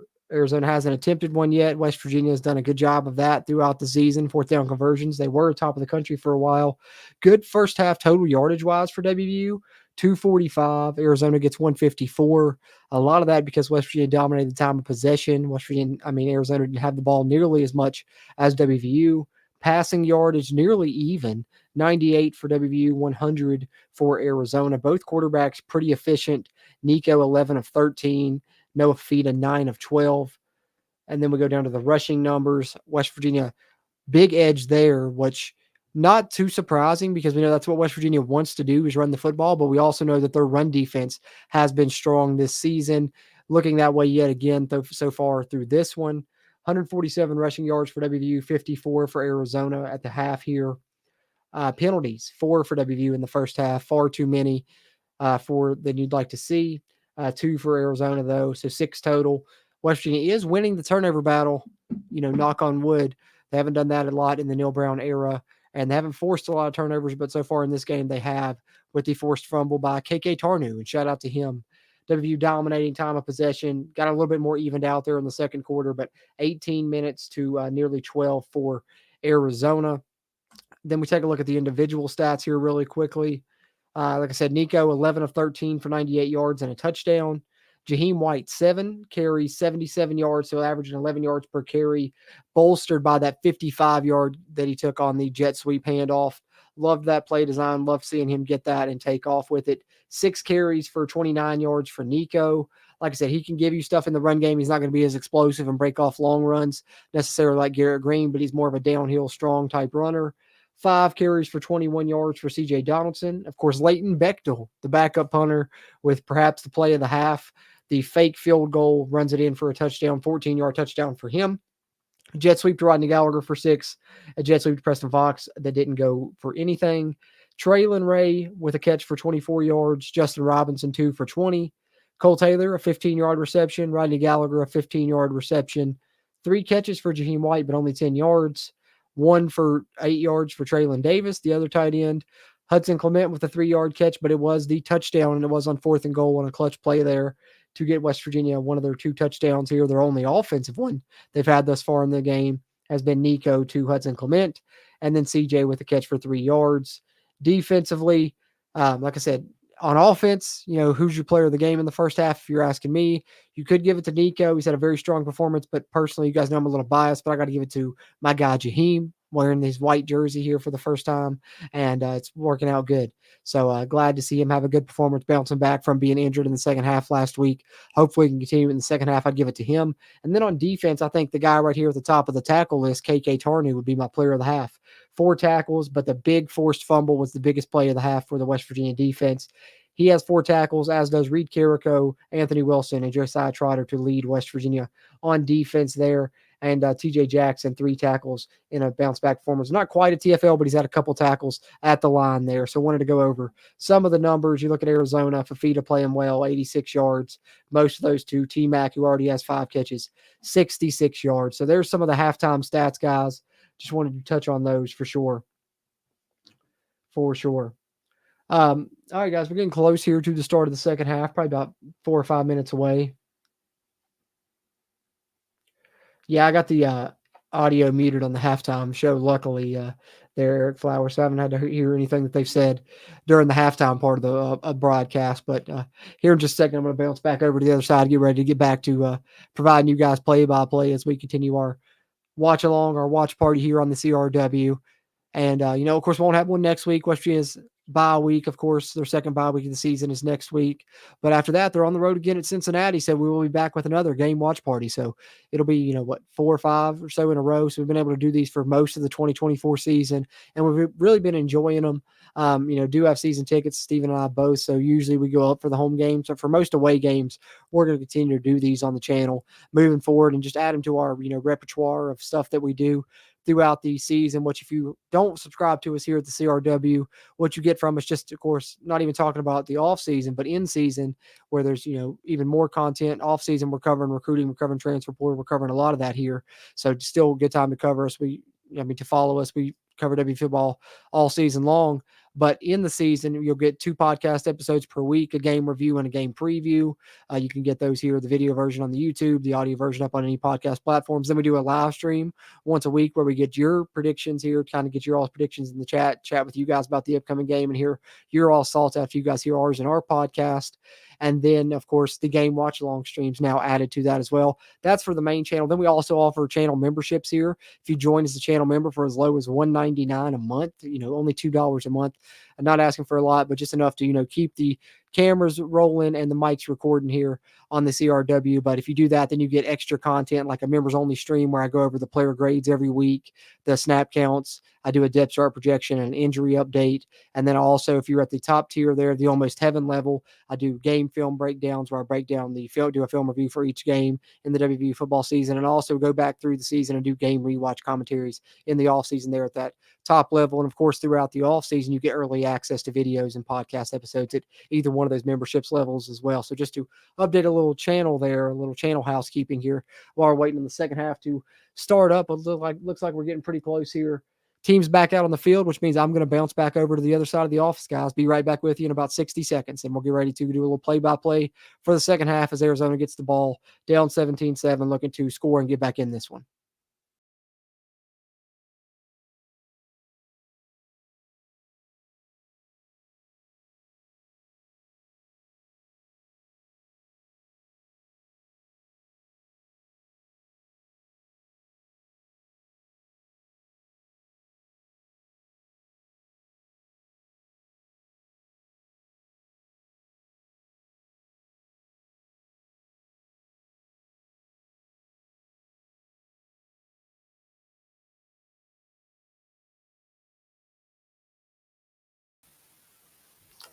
All right, guys, back like I never left. Just in time for the ball to be put into the air by Michael Hayes. Kicks it about a yard deep in the end zone. Arizona's going to bring it out. But what a tackle. Zay Jennings, the true freshman. They've talked a lot about him, how much they like him. We haven't seen him play any on defense yet this year, but he's been making plays on special teams, and that's probably his biggest play on special teams this year. He came flying in there in a perfectly hit form tackle all the way down at the 11 or 12-yard line to back Arizona up to begin this drive. Another good special teams play for West Virginia in this game. They had one in the first half with the fake, and there's a great one on kick coverage for WVU. Do have to give them their props that they have improved kick coverage this season. It was a huge struggle for us last year. Knock on wood, thus far this year, it's been a lot better. So 17-7, Arizona will start on their own 12-yard line. West Virginia out on defense to begin the second half here. Yeah, agree with you, Drumwolf. Don't need to go into a shell here with our play calling on offense. Need to stay aggressive, and we need our defense to step up here. You know, them down 2 scores, they're going to be passing the football a decent a bit, and that's, you know, what they want to do to us anyways. They've shown they can hurt us with it. McMillan nearly 70 yards receiving in the first half. And Fafita completes a pass right away for about 5 yards there, maybe even 6. They'll give them 6, 2nd and 4 for Arizona. Give Fafita just a little easy hitch route there to start his half with an easy completion. Make sure my phone's on silent so it's not vibrating all through the stream here in the second half. All right, 2nd and 4 for Arizona. Sends the running back out in motion, leaves Fafita alone in the backfield to drop back and throw. West Virginia got pressure on him from the outside. Coming in there, is that TJ Jackson? Of course it is. TJ Jackson providing the pressure for Tormal Mulba there to help him clean it up. West Virginia gets the sack on only a 3-man rush there, if I'm not mistaken. Well, no, they brought 4, but still not numbers there necessarily for West Virginia, and they get the sack. TJ Jackson back feeling a little bit better, looks a little bit more healthy out there, and yet again another pressure for him. Ball was fumbled at the end, but Arizona recovered it either way. It's 3rd and long for Arizona back on their own 6-yard line. 3rd and 16, WVU searching for a 3-and-out to begin this half. The Arizona plays it safe with the draw play. WVU's ready for it after only a couple yards. It will be a 3-and-out to start the half. For the Mountaineers, the defense comes out, gets a good stop behind a great pass rush, which has been one of their only weapons on the defense all season, has been their pass rush. And yet again, there's another good play from what's been the best pass rusher and one of the best defensive linemen in the conference this season. West Virginia's best transfer addition, TJ Jackson, makes a big play there on 2nd down that ends up leading to the 3-and-out, and WVU is going to get the ball back, up 17-7 here to begin the second half, and should have pretty decent field position. See what Arizona does on this punt. WVU's coming after it. Oh, they nearly blocked it. I hope they didn't hit the punter. They were close in there. It does come up as a short punt, though. And West Virginia's going to have it on Arizona's side of the field, actually, at about the 44-yard line, it looks like. I thought West Virginia was going to block that for a second there when they first came in on it. It looked like they may block that thing. But either way, really good field position for the Mountaineers here to begin their second half. Grab me a cinnamon roll here. I talked about doing it in the first half, and I had to follow up on it and grab me one at halftime for the second half here.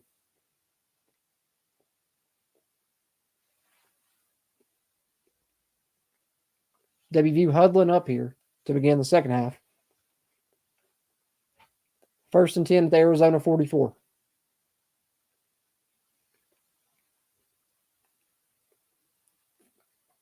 Gallagher in motion, takes the jet sweep and picks up good yardage on it. Gets about 6 or 7 yards. Good start to the drive there. It'll be 2nd and 4 for WVU.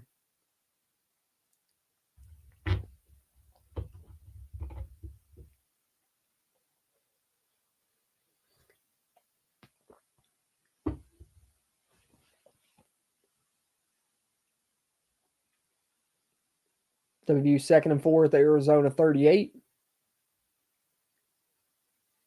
Nico, outside handoff to Jaheim. Makes a man miss in the hole. Does a good job of picking up about 3 yards, set it up 3rd and short, but we have a flag down, so this may be backed up anyways. It is a holding call. It will be 2nd and a little bit long here now. Looks like they got Thomas Remack there on the hold. And indeed, it was a hold that time. Can't argue with that call, really. He tried to be a little sly with it, but that guy probably would have got Jaheim if he didn't grab him there. So it'll be 2nd and 14 for WVU instead of 3rd and short. Play clock down under 5 seconds. Hudson Clement motions out. Nico just gets the snap off. Nico throws it over the middle there. Nice design, little stick route to Cole Taylor to get, half the yardage back that you needed there, give you a third and about medium here, 3rd and 8 for Nico and this WVU offense. In Arizona territory, you got to kind of wonder if this is 4-down territory. I think if West Virginia runs the football here and gets, any decent amount of yardage, 2 yards or more, look for them to go for it on 4th down, I would suspect. And I would not be surprised to see a run here for that reason. West Virginia going with the 2-back set. Jaheim White and CJ Donaldson to each side of Nico here. Oh, Arizona jumped off sides. Free play. On the free play, Nico hits CJ, who gets near the marker. And looked like it might be about 4th and 1, or it's going to be, 3rd and 3 after the offsides. See what West Virginia decides to do here. Say they'll take the offsides, play the 3rd and 3. It's going to be 3rd and 3 for WVU now. I think when you get into jump like that, man, take the shot deep. Launch it. Why not? You're getting to live the play over either way. Throw it to the end zone. That's just me. All right, so 3rd and 3 for WVU here. Huddling up again. Nico, 11 of 14 for 104 and a touchdown so far in this game. WVU looking to extend what's a 17-7 lead. Just under 11 minutes to go in the 3rd quarter here. Their first drive of the 2nd half. 3rd and 3. They check with the sideline. No adjustment. They run the snap here. It's a speed option. Nico tries to pitch out to Jaheim White, and Jaheim can't handle the pitch. Bounced off his foot, and it goes out of bounds. Not bad there by Nico, and I think the pitch was there. I think Jaheim just didn't catch the pitch, unless the pitch may came in a little hot. West Virginia tries to run a little speed option into the boundary, and maybe the pitch wasn't quite where it needed to be, and it bounces off Jaheim's hands, gets kicked out of bounds, and actually where it goes out, it puts West Virginia at 4th and 7, and they're going to punt now.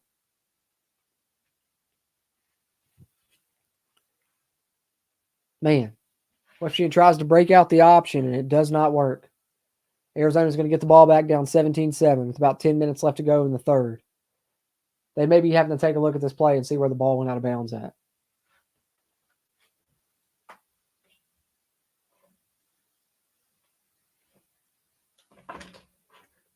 Yeah, official review, I'm guessing that's what they're going to take a look at.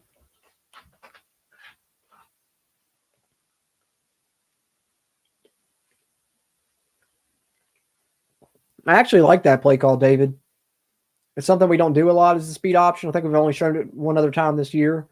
And that time, the other time we ran it, we should have pitched it and didn't. That time we actually do pitch it, and it doesn't work out. But I like the play call. It just didn't bounce our way, quite literally.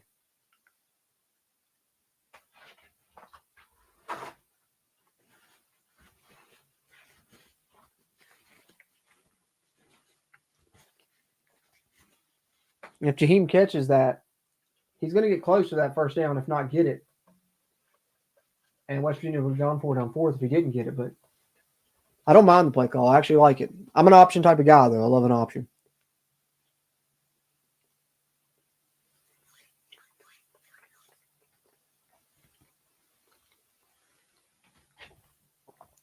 I need to unmute this. I need to grab the remote. I left it on the other side of the office. Hold on 1 second, guys. Try to hear what this officials expert's saying.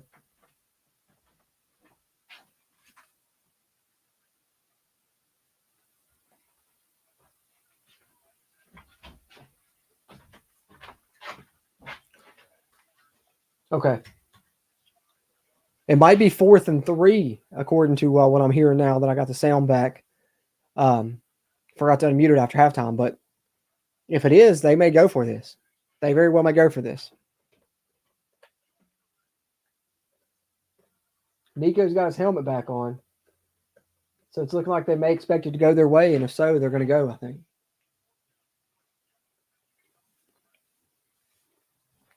Because 4th and 7 or 4th and 8 versus 4th and 3 or 4th and 4 is a big difference.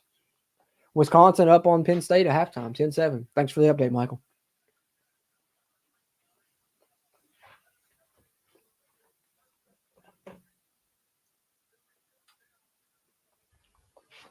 Oh, wow. So they're determining that it was actually a pitch forward by Nico, making it an incomplete pass instead of a pitch backwards. It would have been a fumble. So it's 4th and 3 instead of 4th and 7. West Virginia is going to go for it.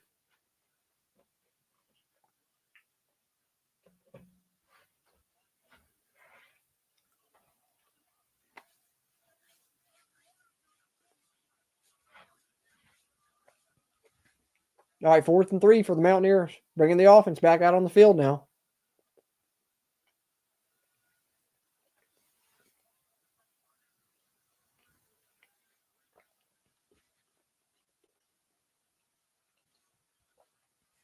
C.J. Donaldson in the backfield.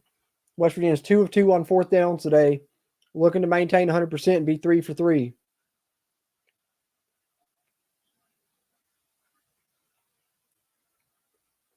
Nico, quick hitter there on a slant route to Justin Robinson. Good play design. They stack him up behind 2 other receivers. He cuts inside. Quick throw and easy decision for Nico. Right there. Big gain. Picks up about 7 or 8 yards on 4th and 3. West Virginia keeps the drive alive. And they're up to the 29-yard line of Arizona and going quick here. It's a handoff to CJ, who's trying to bounce it outside. Not going to be able to do it. He's going to lose a yard or 2. It'll be 2nd and 11 for WVU at the 30 of Arizona.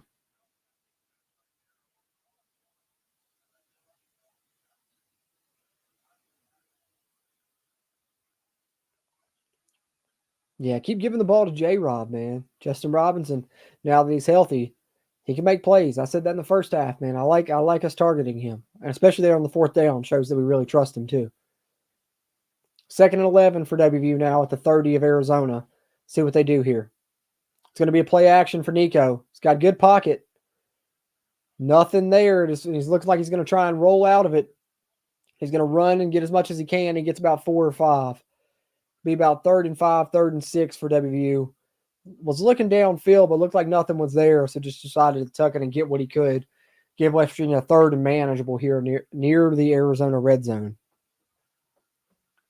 Yeah, I agree, Jared Houghton. Keep feeding J-Rob, man. Keep feeding J-Rob. I like him.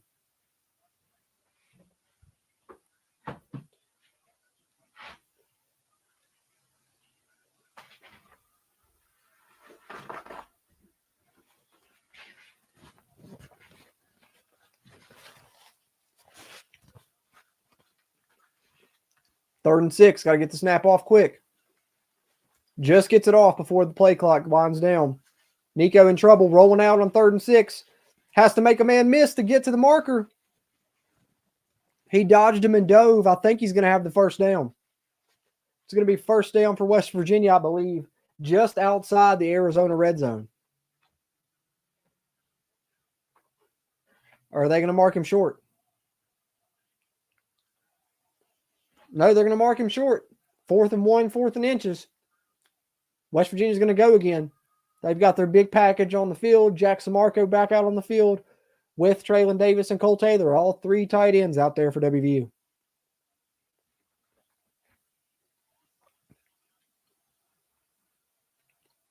WVU 3 for 3 on 4th downs. Low snap, but Nico handles it and hands it off to C.J. Donaldson, who not only gets the 1st down, but bursts through the line. Everyone was on the line, and once he got through that initial burst, there was no one there. It's a touchdown run for C.J. Donaldson on 4th and 1. West Virginia goes up 24-7 after the long C.J. Donaldson 25-yard touchdown run.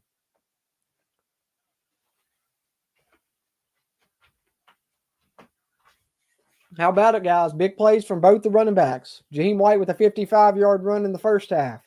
And then C.J. Donaldson on 4th and 1 not only gets the yard, but goes ahead and says, I'll take it the rest of the way into the end zone.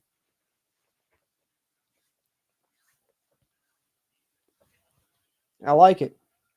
But the scary part about it is now you're up 17. You're forcing Arizona to pass the football, which is what you really don't want your opponent to do, and what Arizona's probably going to hurt you a lot with. So West Virginia's going to have to continue to try and make plays on offense. Good job by Nico there to field the low snap, still get the play off with good timing to CJ, who makes an excellent play to get through the line and then get to the end zone. 24-7. West Virginia is up. Didn't have that on my bingo card in this game. Yeah, Jared Houghton, great point right here, man. Appreciate you being in here as well.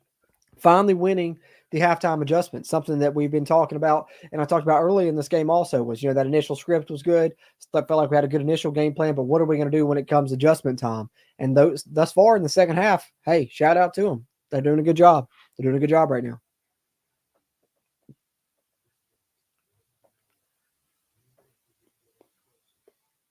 And the cool thing about that touchdown run, West Virginia, that's just straight power football. They brought in their power package, all their tight ends on the field, and just ran it pretty much straight up the middle. And CJ bursted through there for 6.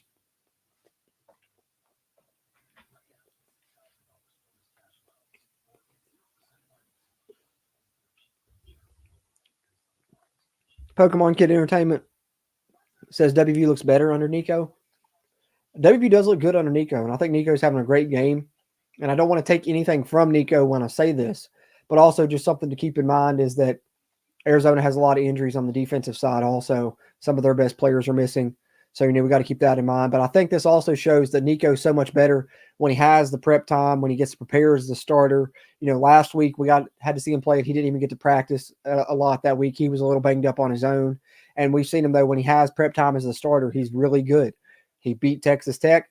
He's on his way to maybe another win here. He would be undefeated as a starter at WVU, which is pretty freaking awesome to say. And then, other games where he's played extensively, he's really led us to wins the majority of the time, save for that game against Kansas State when he had to come in the second half kind of unexpectedly.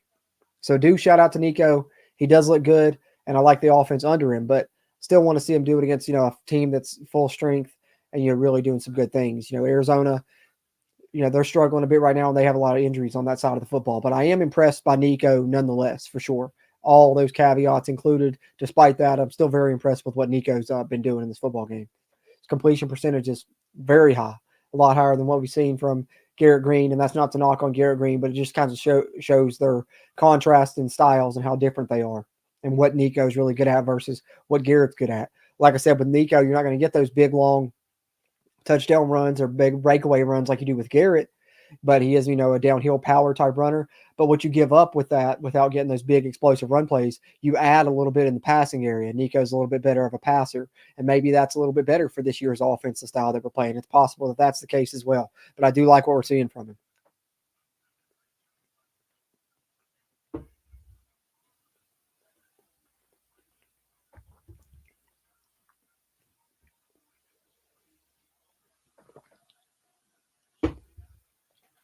All right, back on here after the commercial break. WVU about to kick back off to Arizona. Currently up 24-7 with 7 minutes and 59 seconds to go here in the third. So right at about midway through the third quarter. West Virginia up 17 in this one. Arizona looking to put some points on the board. Probably see them go to the air here, and would not be surprised at all to see T-Mac make some plays on this drive. Yep, keep the pedal to the metal, foot to the throat. I see all that in the chat, and 100% agree with you guys.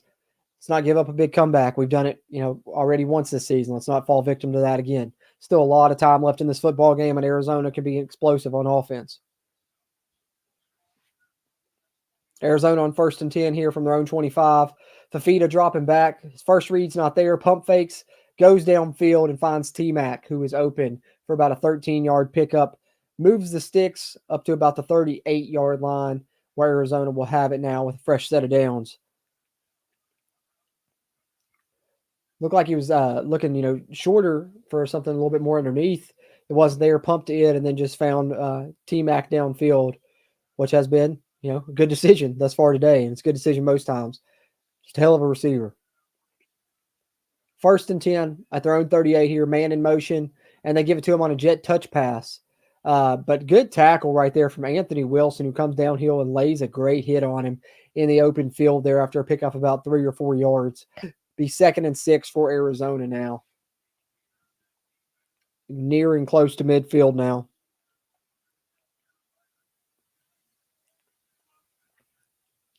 Seven minutes to go in the third.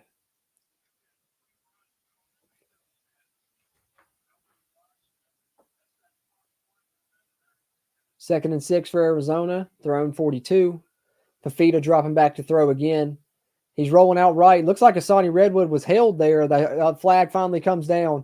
Fafita scrambles and picks up a good gain, and it'll be a first down run of about 15 to 20 yards. But a flag came out, and I think Asani Redwood was held there. trying to get some pressure on Fafita. And indeed he was. You saw Fafita scramble out right there at 92, kind of burst out, looking to chase the quarterback and make a sack, and he's held here by 85. And unfortunately, that's right in front of the ref for Arizona, so easy for him to throw that flag. Get the penalty instead of a fresh set of downs and a nice gain. Arizona's going to be facing 2nd and 16 now with under 7 minutes to go here in the third.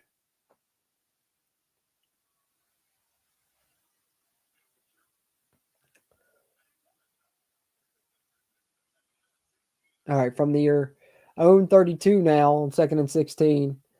Arizona spreads out the field. And they're rolling Fafita back out to the right again on this play. This time he's targeting the ball downfield a little bit to McMillan and T-Mac. That's a tough grab to make, and he nearly hauled it in. But a good hit from TJ Crandall there causes him to drop it at the last second.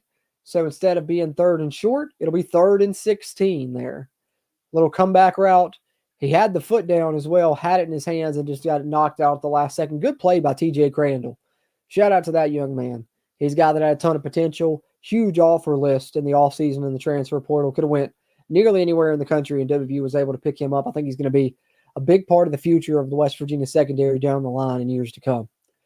3rd and 16 for Arizona now. West Virginia brings 4. Tyron Bradley gets by his man and gets pressure on the quarterback, forces him to dump it underneath, and then West Virginia closes as well. Fagan holding on to the player, and then Crandall coming in again and laying another hit.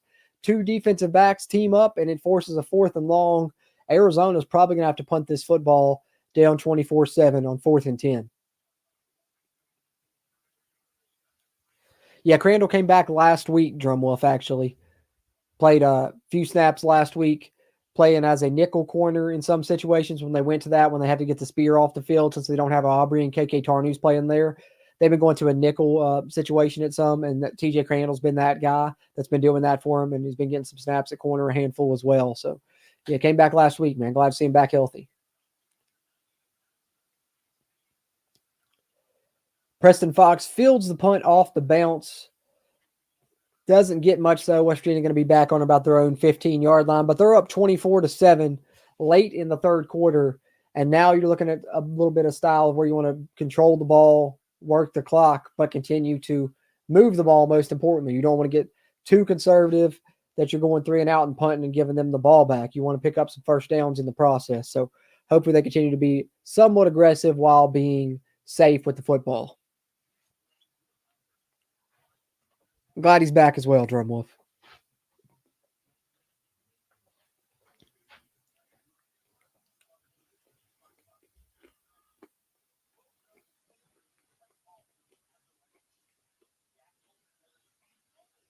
A great 2.5 quarters right now. 2 3/4 quarters.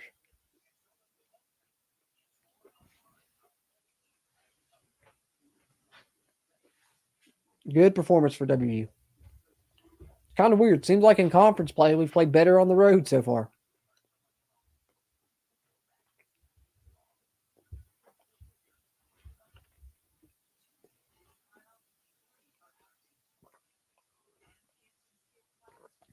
It makes me laugh when you think about it in hindsight now. Because going into the season, we knew this 5-game stretch to begin conference play was going to be pretty tough for West Virginia. Playing Kansas at home, Oklahoma State on the road, then Kansas State and Iowa State at home, and then Arizona on the road. But I remember talking in the preseason and being like, well, if West Virginia can find a way to win at least one of those 2 road games against Oklahoma State or Arizona, they'll probably do pretty good through that stretch as long as they play good at home. And it turned out West Virginia is going to maybe win both the road games. They've won one and they're playing well, and the other one up 17, getting the ball back, so got a chance here. Just not something you saw. West Virginia playing better in the 2 road games than the 2, big home games, unfortunately.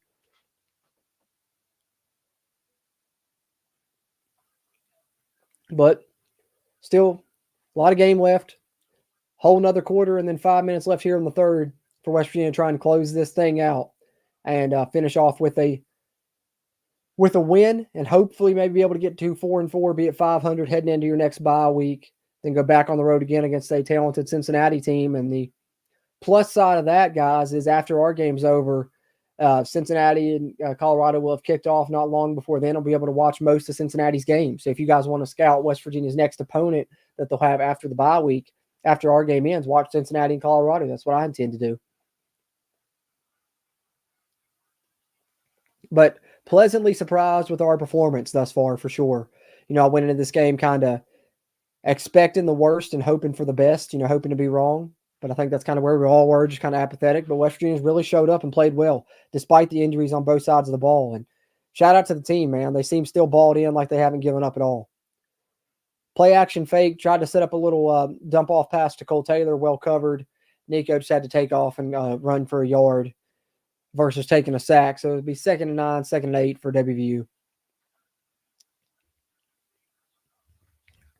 That's one thing I'm proud of, man. I'm proud of this team that, despite this outside noise, despite everything they've heard from the fan base, that they've not given up. They're not giving up on Coach Brown yet. This team's still fighting, and this locker room still seems balled in. So got to give them credit for that. West Virginia working some clock here now. Going under center here on 2nd and 8.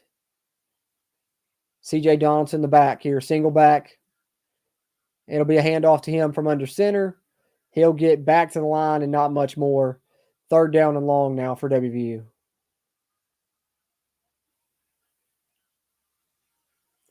3rd and 7, they'll call it. They'll give him a yard. If I hit the mic one more time, I'm going to smack myself. Apologies, guys. It's like the 3rd time I've hit the mic today. I usually never do that.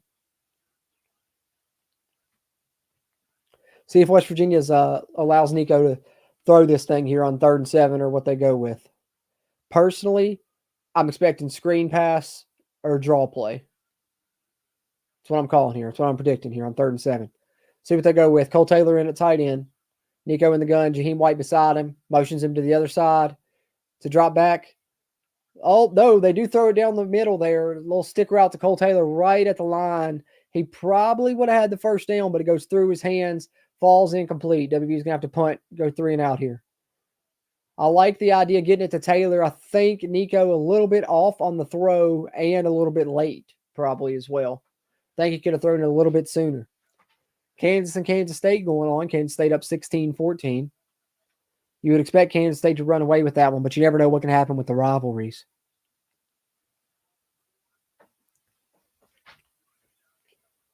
Ollie Straw with another chance to punt here. Gets it out to about the 35-yard line, I believe. And that's where Arizona will start their drive. Still down 24-7.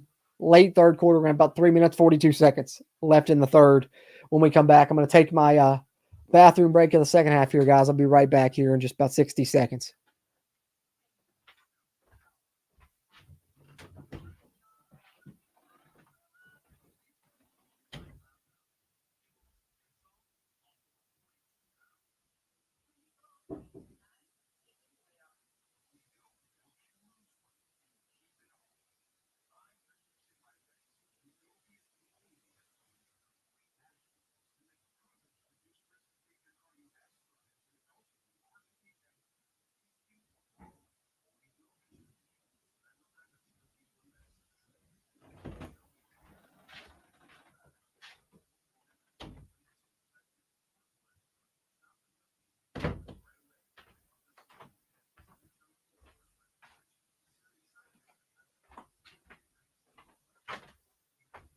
All right, guys, here's my question.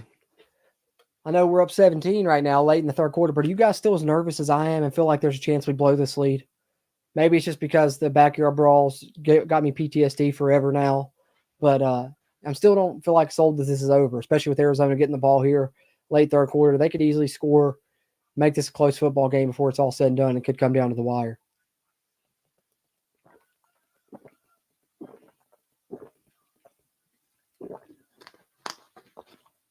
I appreciate the vote of confidence there, Michael. He says you guys got it, he thinks. Hope so, man. Hope you're right. Should have it at this point, but crazier things have happened.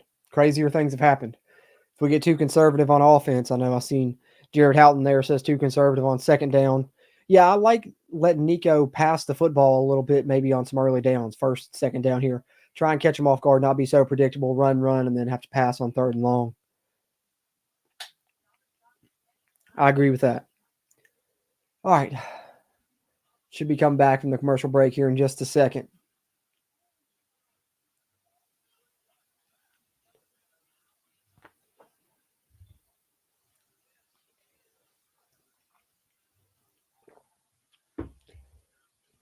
WVU dominating time of possession here. 25 minutes to 16 and some change for Arizona. And we know that's the formula for WVU working out so far in this one.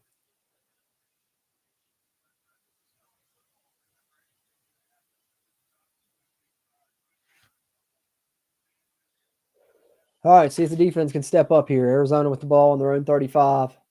1st and 10. They'll give a carry to Conley. He's got a hole. He's got a nice run here. He's got about 16, 17 yards there. He's going to cross midfield. Tyron Bradley with a good tackle there, but huge hole there for the running back to run through. And good job by Bradley to get him from behind, or else that could have been even worse there. Nearly a 20-yard pickup for Arizona to begin the drive, though. Conley's up to 61 rushing yards in the game now, and Arizona's across midfield. Play action here from Fafita.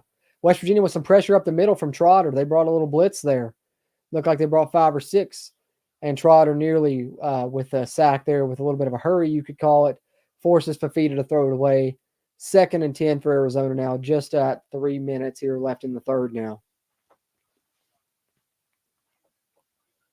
Yeah, Drum Wolf, I know. That's what's got me worried, man. Neil Brown playing this way when he gets a lead.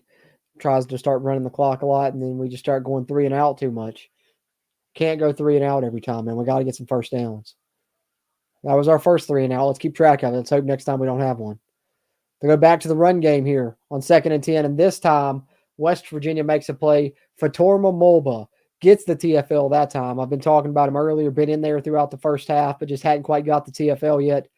That time he makes it happen, makes it 3rd and 11 for Arizona here on West Virginia's side of the field here, right at midfield. I believe they're on the 49 or 48 of West Virginia here for this 3rd and 11, late in the third quarter.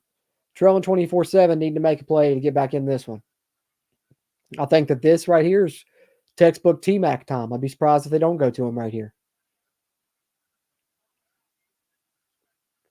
The feet are dropping back. West Virginia sends 4. He has to step back and try and just throw it up there. Oh my gosh, it's grabbed.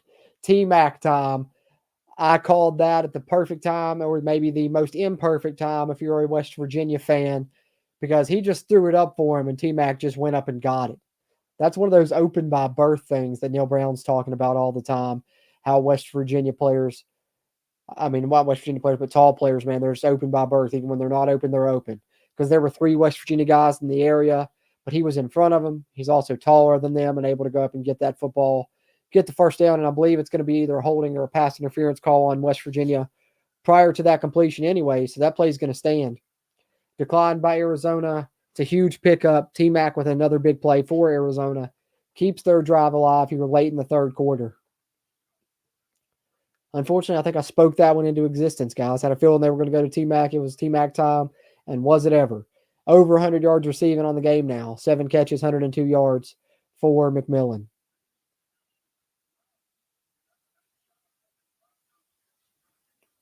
Yeah, the H27 mediocre would be more accurate. And that's the thing, is why I'm trying not to get too excited about this game, is because this is what Neil Brown does, man.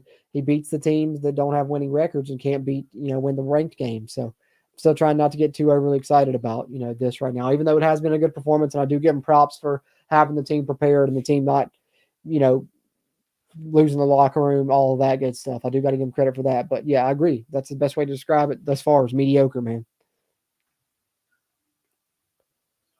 T-Mac is a hell of a receiver, though. Grabs that, moves the chains. Less than 2 minutes to go in the third now. Fresh set of downs for Arizona, trailing 24-7. Another commercial break here.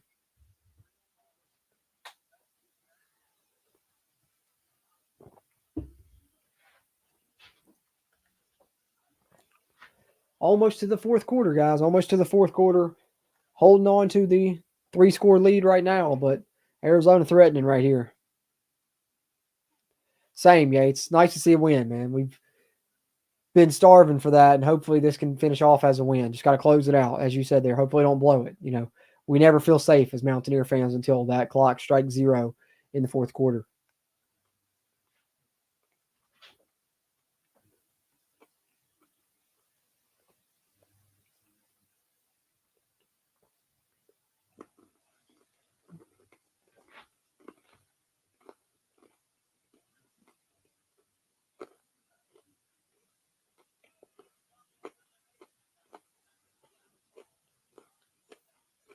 That Masked Singer show is still on.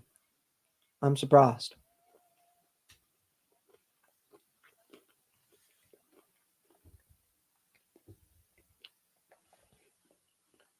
All right, commercial break should be in here shortly, guys.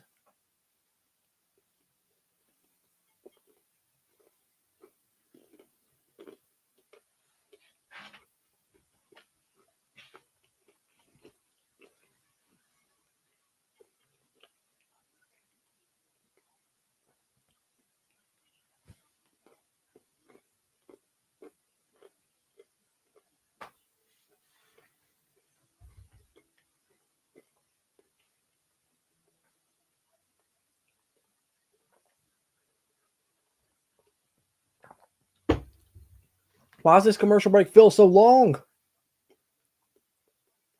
Come on, keep it moving.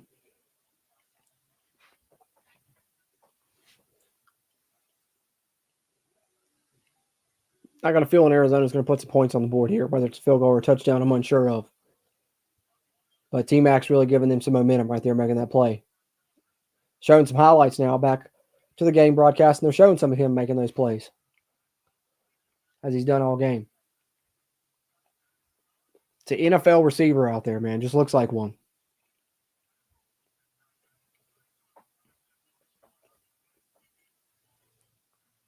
th career 100-plus yard game for T-Mac in Arizona there. Arizona up to the West Virginia 25-yard line, 1st and 10. They hand it off to Conley. He gets about 3 yards, set up about 2nd and 7 here, near in the red zone.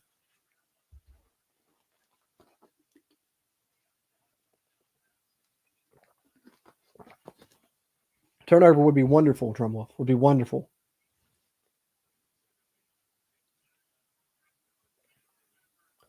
Second and 8 here. They'll call it. Fafita dropping back. Pocket collapse, and he's going to have to throw it. Throws it. Oh, my goodness. He had a man wide open.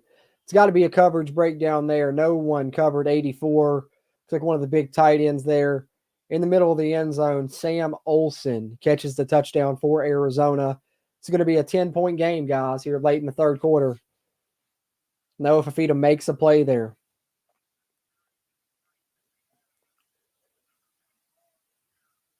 Yeah, just a little out and up move, and no one stuck with him. Trotter saw him cut out, and then no one followed him once he cut back up and went back up the seam. Fafita saw it late, but, man, he had all day because that guy was wide open. No one ever saw him. 24-14 now. Oh, did he make that? No, the extra point is missed. Spoke too soon. Maybe I jinxed the kicker Loop, but it's 24-13 now. After Loop misses the extra point, instead of 24-14, the game will be 24-13 here late in the third quarter as we get close to the fourth quarter of play here.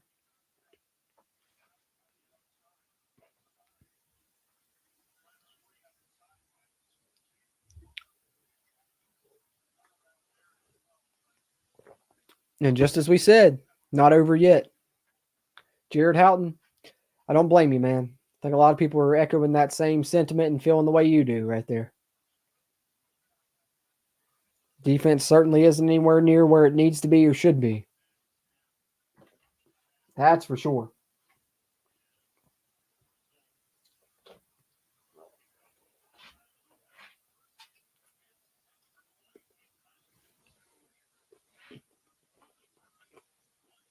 First time the Arizona kickers ever missed an extra point.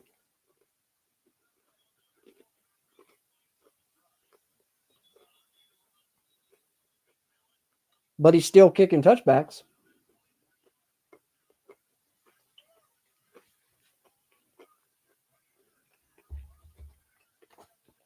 Chris Mitchell said our busted coverages are always up the middle. How come we have so many busted coverages that we remember when and where they all are? That's the issue. So we have far too many busted coverages as it is, especially at this point in the season. I mean, 8th game of the season, and we're still having that crap happen, man. It's bullshit.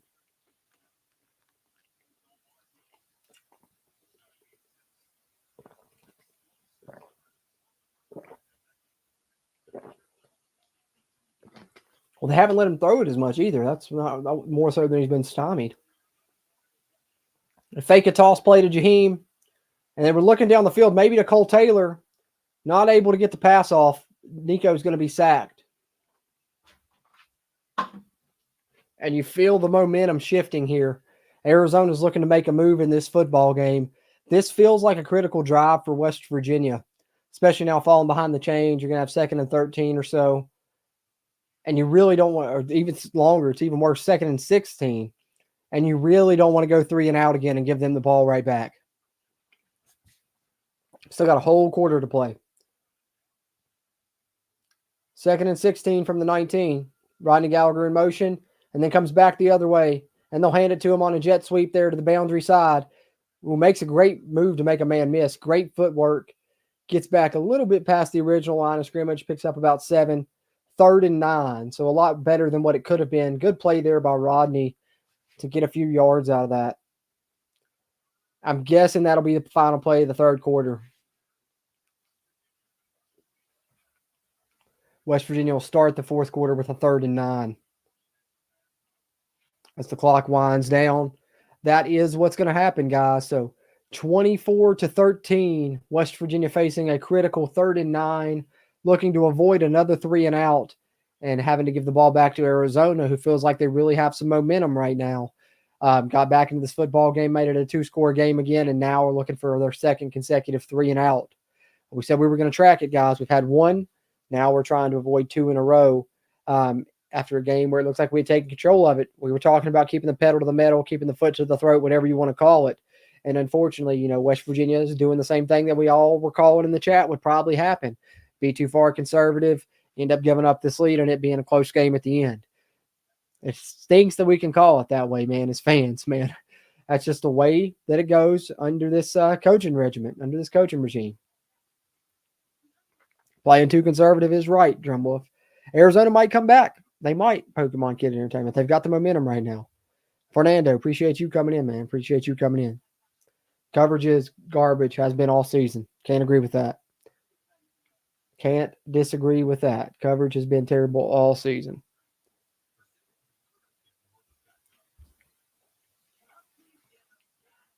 All right.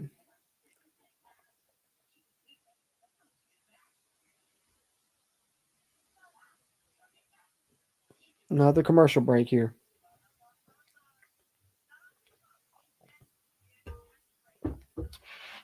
Kansas State and Kansas still 16-14. Kansas State lead.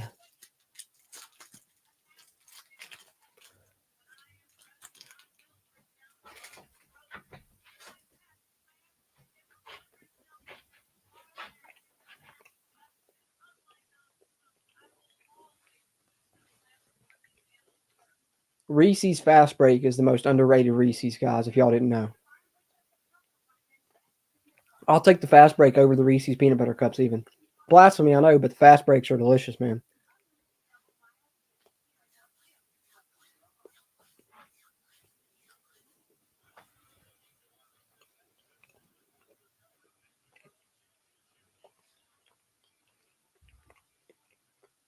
Exactly. Pokemon Kid Entertainment. You can tell we're Mountaineer fans through and through. We knew this was coming. Appreciate you, Fernando Aguilar, being in here, man.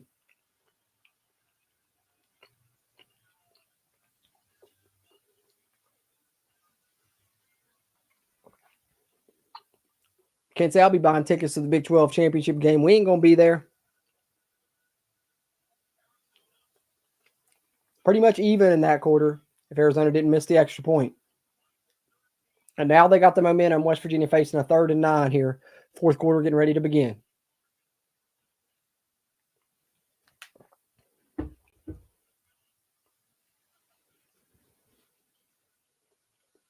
McMillan hyping the team up on the sideline. They look like they're feeling pretty good about themselves. You can tell they've got the momentum. 3rd and 9 here. Let's see if West Virginia lets Nico throw this thing. Gallagher in motion. Nico will drop back. Arizona brings 3. Tight window to throw into, and Nico squeezes it in there. That is a dot to Hudson Clement for the first down on 3rd and 9. Critical play on a critical drive, and Nico with a great throw. Just over the outstretched arms of the linebacker who was dropping into zone coverage. I actually think the linebacker tipped it, and Hudson Clement was still able to make the catch, though. Nico really threaded it right through there, man. I think he threw it so hard that linebacker wasn't going to be able to catch it because it looked like it went like directly through his hands. So laser there from Nico. 1st and 10, Nico hands off to Jaheim White. Burst through for about 3 yards. Set up a 2nd and 7. West Virginia getting close to midfield here. Great play there from Nico.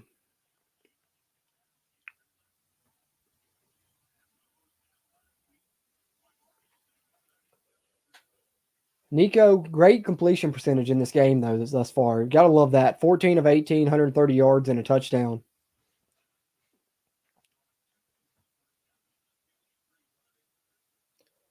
All right, 2nd and 7. West Virginia's going under center. First time they've done this with Jaheim White as the back, I believe. The other times, I think it was CJ. This time with Jaheim, they're going to play action. It looks like they're setting up a deep shot for Nico to throw. He's got Traylon Ray. Traylon Ray breaks the tackle on the post route. Traylon Ray's going to go. It's a West Virginia touchdown. And there's something we haven't seen a lot this year that we were really making a living on last year. Heavy personnel showing a run formation, running out of it a ton all game to set up a deep shot out of that same formation later in the game. And they do that here. Every time they've gone under center with these multiple tight ends, it's been a run. It's all been with CJ. This time it's Jaheim, and they play action. Nico, great feel in the pocket to step up as someone was coming around on his blind side. Not only does he put a great throw to Traylon Ray on the deep post route there, deep crosser, Traylon Ray makes a great catch and forces the missed tackle, makes a guy miss to go get in the end zone, and what could be the closing blow for West Virginia to get a win in this football game. 31-13, pending this extra point, they go up. And Nico Marchiol putting on a show here in a second career start, playing in the state that he played high school football in.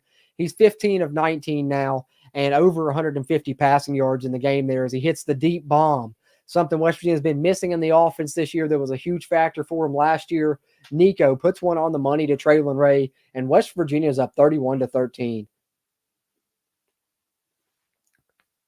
Found what we've been missing, brother. Found what we've been missing, brother. That's what Brad says here. And it is big plays. Absolutely agree, man. That's why I got so excited when that one happened just now. They've just been few and far between, especially with, play action deep shots. And it seemed like every game last year we were having at least one or two of them per game. So to finally see him come back got me really excited right there. And it was a great job there.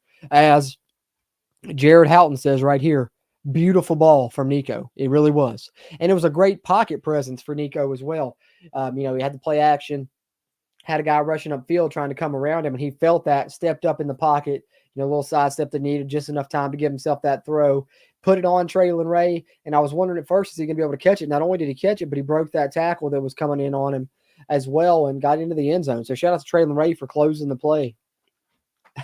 Jared Houghton says, GG, sorry, brother, your time is over. It's hard to bench a guy that's playing this well, man. It really is.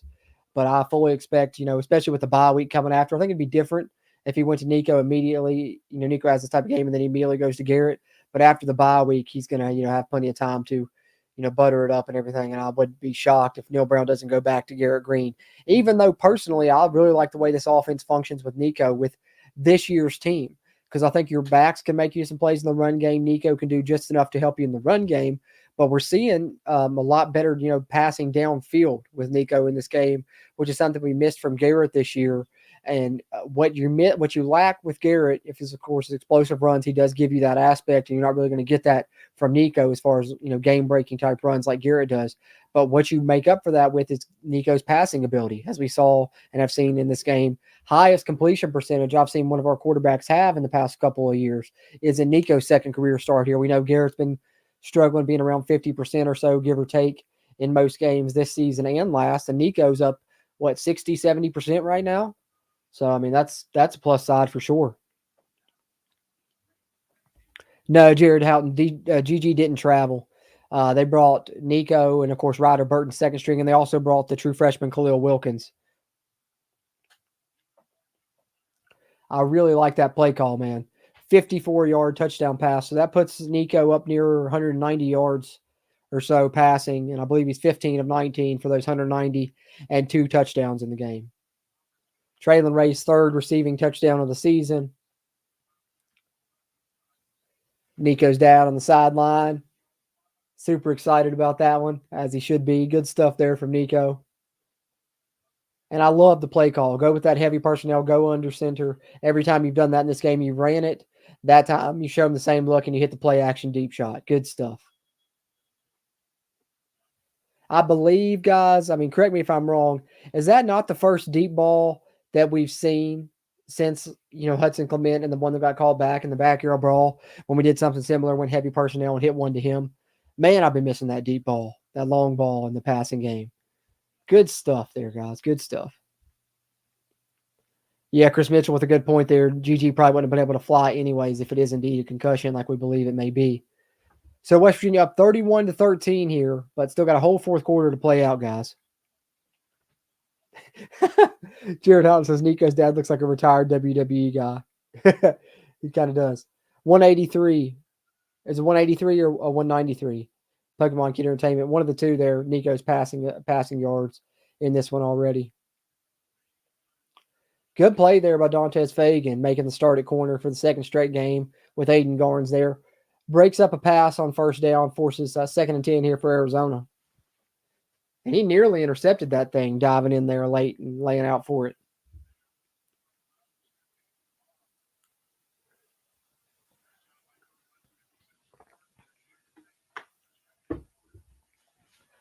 Second and 10. Arizona's going to hand it off to Conley. And it's a good decision. West Virginia obviously probably expecting the pass there, not committing too much to the run game, a light box, and Conley runs for about 12 yards, moves the sticks for Arizona. 1st and 10 now up to the 36, and they're going quick. Fafita already has the snap and dropping back. Throws downfield, looking for McMillan, can't quite haul it in. Good coverage there from Garnett Hollis, who gets a pass break up there. And T-Mac's limping a little bit. He may have got banged up at some point in this game.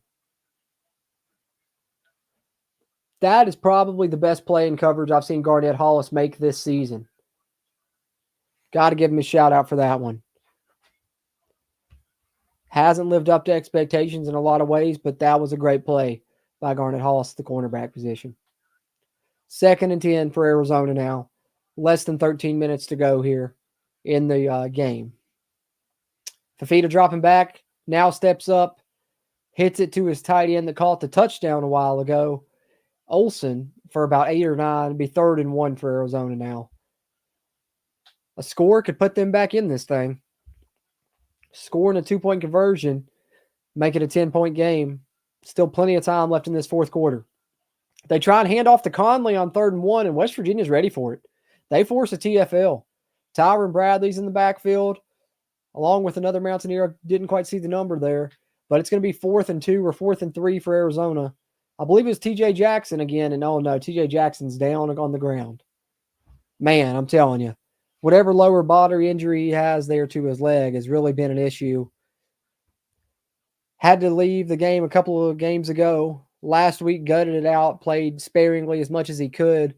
Ended up looking similar to this by that game's end.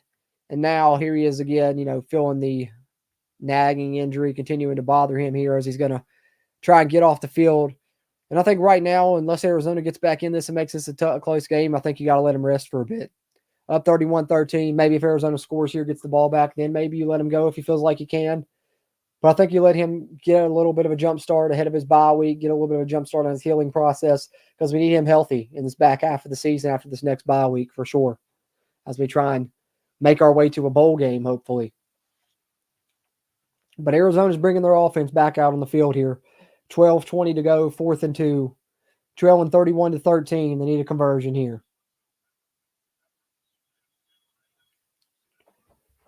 Yep, Jared Houghton, great minds think alike. He said best play for Hollis all season as well.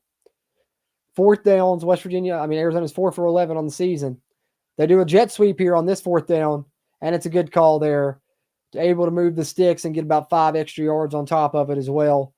1st down for Arizona as they cross midfield. Clock winds under 12 minutes to go in the game now.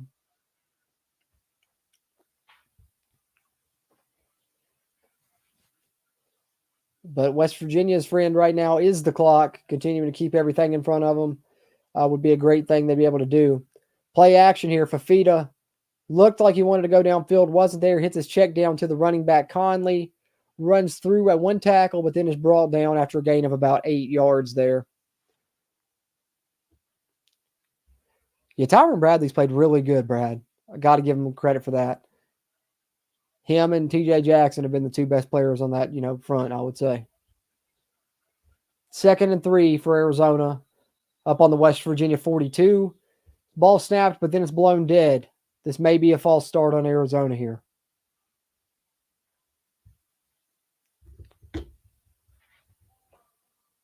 It is a false start. It's going to back them up to a 2nd and 8 now. 11 minutes, 14 seconds to go in this ball game.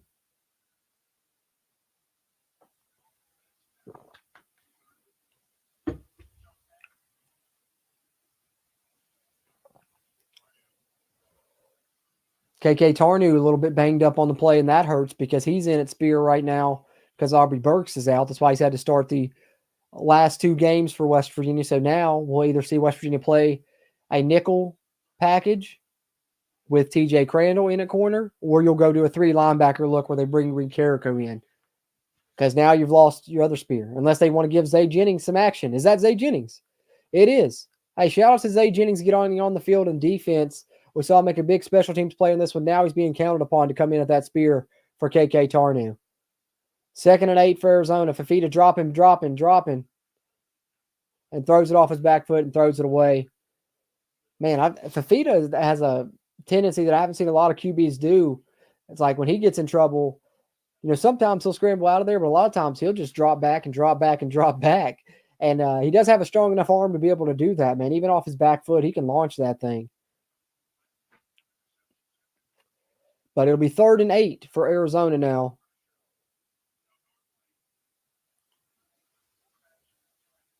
West Virginia up 31-13, but Arizona has the ball up to the West Virginia 46-yard line, looking to score and get back into this one.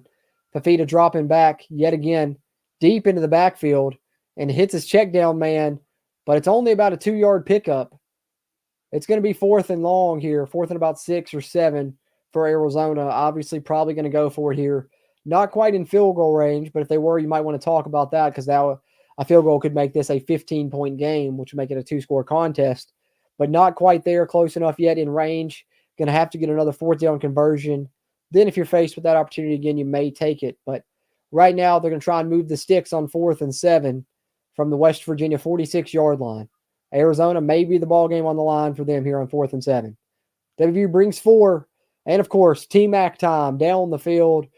3 or 4 West Virginia guys in the vicinity, but T-Mac makes a play again in a clutch scenario, as he's done multiple times throughout this football game. Comes over the middle of the field there, makes the catch, and then gets about 5 more yards up the field again as well. Fresh set of downs for Arizona, and they're approaching West Virginia's scoring zone here. Under 10 minutes left in the football game. 31-13, WVU leads. Arizona from the 29, 1st and 10. Fafita drops back. Deep drop here, all the way back to the 40-yard line. And it's going to cost him this time as Hammond Russell comes in late. The pocket collapses, and he sacks Fafita, who had dropped back a good 10 or 15 yards. He was stepping up a little bit, so it's not a terrible loss, but still a pretty decent loss of yards there. And another sack on the season for Hammond Russell, who's had a couple on the year now, despite playing the nose tackle spot. And glad to see him get one. He was the guy that got banged up a little bit last week as well. He's now back and getting some playing time and getting a sack in this football game. Makes it 2nd and 15 with 9 minutes to go. Arizona here is trying to set up a screen. It looks like a middle screen. It's not there. Fafita has to throw it in the dirt. It's 3rd and 15 now. They were trying to set up a tunnel screen to the wide receiver there on the far side of the field. West Virginia read it well and was prepared for it. It wasn't there. Fafita just had to throw the ball into the dirt for an incomplete pass. So 3rd and 15, right at 9 minutes left in the game.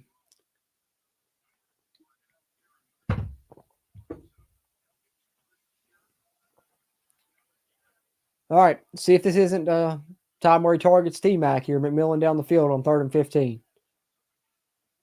Oh, West Virginia with a good timing of the snap there by Tyron Bradley. Nearly gets in there, but Fafita escapes and throws to the end zone. Touchdown, T-Mac in the end zone. And that's big for T-Mac. That's his first touchdown in several weeks. He's been due for that one. And that's just a straight scramble drill, really, because West Virginia gets great initial pressure from Tyron Bradley, who we were just talking about, but able to get out of the pocket is Fafita. Then on the scramble drill, McMillan's just rolling with him, and he's going to throw it up to McMillan, who looks like he's in one-on-one coverage, but the West Virginia defender slips and falls and leaves McMillan wide open in the end zone, unfortunately. I believe that was Anthony Wilson, if I'm not mistaken. Would have been a severe height advantage, 6'5" versus 5'9" anyway, but when Anthony Wilson falls down, doesn't give himself any chance, and it's a touchdown for Arizona, who will go for 2 to try to make this a 10-point football game. Just under 9 minutes remaining now. Fafita's looking. He has to roll out and throw it up. It's going to be incomplete. It'll remain a 12-point football game. Tries to go to the tight end Olsen, who caught the touchdown earlier. Don't think he would have had a foot down if he was able to bring it in, but he didn't bring it in either way. There is a flag down on the field now, though. We do have a flag. Score 31-19 for now. See what the call is here.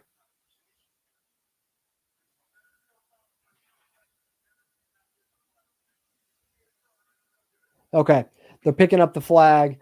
No penalty on the play. Extra point, 2-point conversion attempt, no good. West Virginia remains up 12, 31-19, and has to try and get some first downs to close out this football game now. T-Mac making plays in this football game, makes another big one there. Looks like an NFL receiver to me and a first-round draft pick.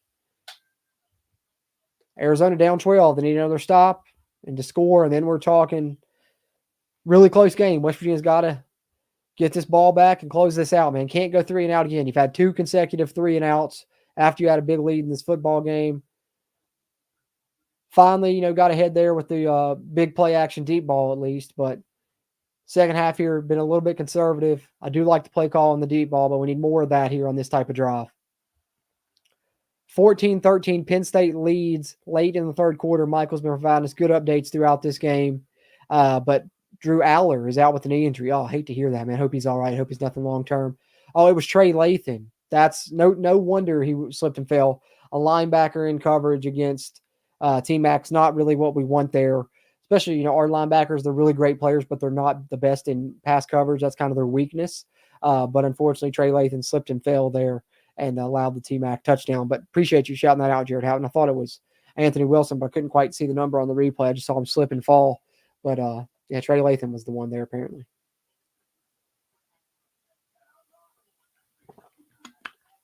All right, so last half of the final quarter of play here.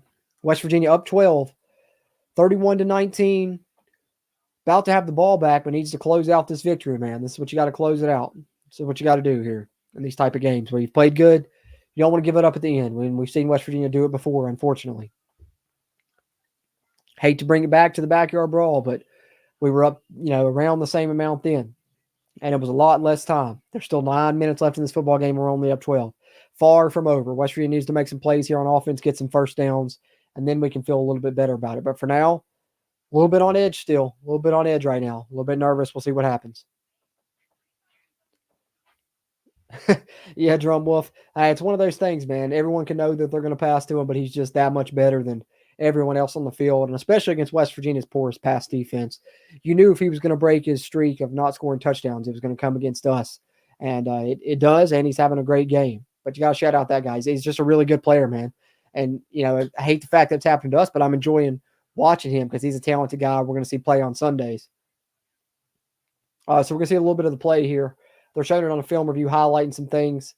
And as I said, it's pretty much just essentially a scramble drill here. He looks like he's going to be running out. Instead, he cuts in, and then he starts moving with the QB. And when he cuts back up the field, that's when Lathan unfortunately falls down there. But not the best matchup for West Virginia, or, either that or a good design play from Arizona to get him matched up with a West Virginia linebacker, either way you want to look at it. But either way, it's 31-19 now, less than 9 minutes to go. West Virginia with the ball back on their own 25-yard line. Needs to put something together here, get a few first downs. Arizona starting to gain momentum here. Arizona's kicker, still another touchback. Still hasn't allowed a return this season. That's so crazy. That's such a crazy stat to me. It doesn't look like he'll allow one in this game either. Good night, Pokemon Kid Entertainment. Appreciate you hopping in, man. 1st and 10, Jaheim White in motion. Is it going to be another jet sweep to him? It worked well earlier. They will go back to it. And he'll get another 12, 13 yards, man. I'm telling you, he has success with that play. We got a flag down. Holding on Cole Taylor. Man, that hurts. You had a first down right there. You're going to be able to eat at least another minute or so, a minute or two off that clock with a fresh set of downs. They call Cole Taylor for a hold. Let's see here. Oh, man. I don't know. He was well past the play. They threw the flag really late. I don't know. Look at Cole Taylor's helmet, though. He's been in there banging tonight. Shout out to him for that. But unfortunately, gets a holding called on him there. The clock does wind down near 8 minutes to go. But it's 1st and 20 for West Virginia now, back on their own 15. 5 wide set for Nico. Jaheim in motion again. Do they go right back to it? This time they fake it to Jaheim, and Nico runs the football and gets about 4 or 5 yards. 2nd down and 16 for WVU now. They'll get the clock under 8 minutes by the time they snap this one, but this is in danger, I'm afraid, of being a 3 and out for WVU and giving the ball right back to Arizona. Especially after it starts with that holding call. West Virginia's been pretty conservative here in the second half. I'm scared this is going to be another run here, and then you're going to be in 3rd and really long. See what they go with. Gallagher in motion. Comes over here to this side. High snap, but they set up a screen for Gallagher. There's nothing there. Arizona's all over it. He may have lost a yard. So you don't run the football, but you do throw a screen that does not work. 3rd and 17 now. West Virginia's probably going to go 3 and out here, and Arizona's going to get the football back.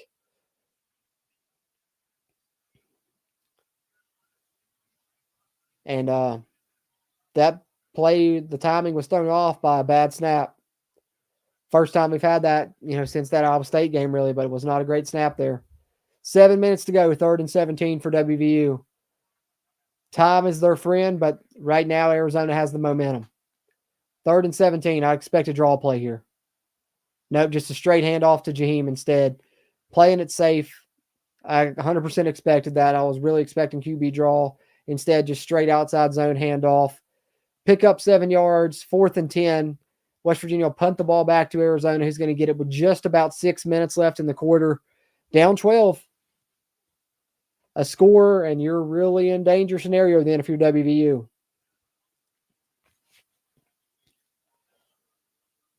Fourth and 10, up 31-19, but Arizona's getting the football back and should have fairly decent field position as Ollie Straw waits for the snap back on his own 10-yard line. Letting the play clock wind all the way down is WVU smartly there. Ollie Straw puts his leg into it. Pretty good punt. Fair caught, but couldn't quite make the grab, really. It actually luckily bounced out of bounds. Good punt from Ollie Straw, though. Puts it back on about the 29-yard line. So Arizona will have to go about 71 yards, but they'll have 6 minutes left in the game, trailing by 12, still have 2 timeouts. So a lot of game left here. Arizona's defense stepping up and feels like the momentum a little bit in Arizona's corner now. West Virginia needs their defense to make a play here, or we're going to get to really nervous territory here at the end. This could come down to the wire. Starting to look and feel that way, unfortunately. Unfortunately.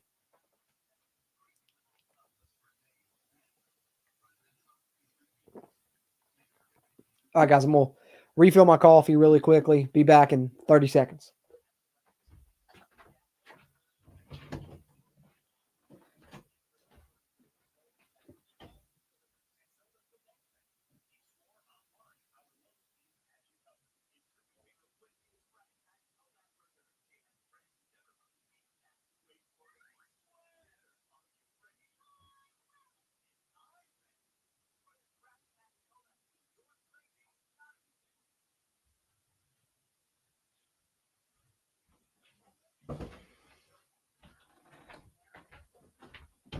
Sweet. Made it back before the game came back on. Perfect. Yeah, the bad snaps, they're rearing their head again, or they reared their head there at the end of that drive. I don't know if the screen would have worked out, but it certainly threw the timing of that screen off with Nico having to jump and catch that snap and do a complete 180 to then throw the screen pass versus if it's a clean snap and he's able to just snap and throw it over there. Instead, he had to jump over here, catch it, spin around, and then throw the screen. That threw the timing off of it a little bit there. So West Virginia could have maybe got some of those yards back and not been in 3rd and 17. He might have been in a little bit more manageable situation there on 3rd down. So that snap definitely hurt you. But we got to see what the defense can do now, man. Got to see what the defense can do here. 6 minutes, and it's going to be 6 stressful minutes for us Mountaineer fans, I believe.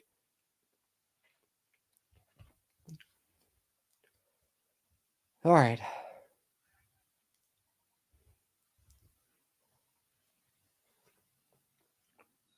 Ooh, that's hot. Wasn't expecting it to be that hot. Forgot that I just refilled it. All right, coming back on here now. Broadcast coming back on, guys. West Virginia trying to close this thing out. They're up 12, but Arizona has the ball and has a lot of momentum right now in this fourth quarter. Yeah, turnover would be wonderful, man. It would be wonderful. Shout out to West Virginia, though. I didn't have them scoring 31 points in this game.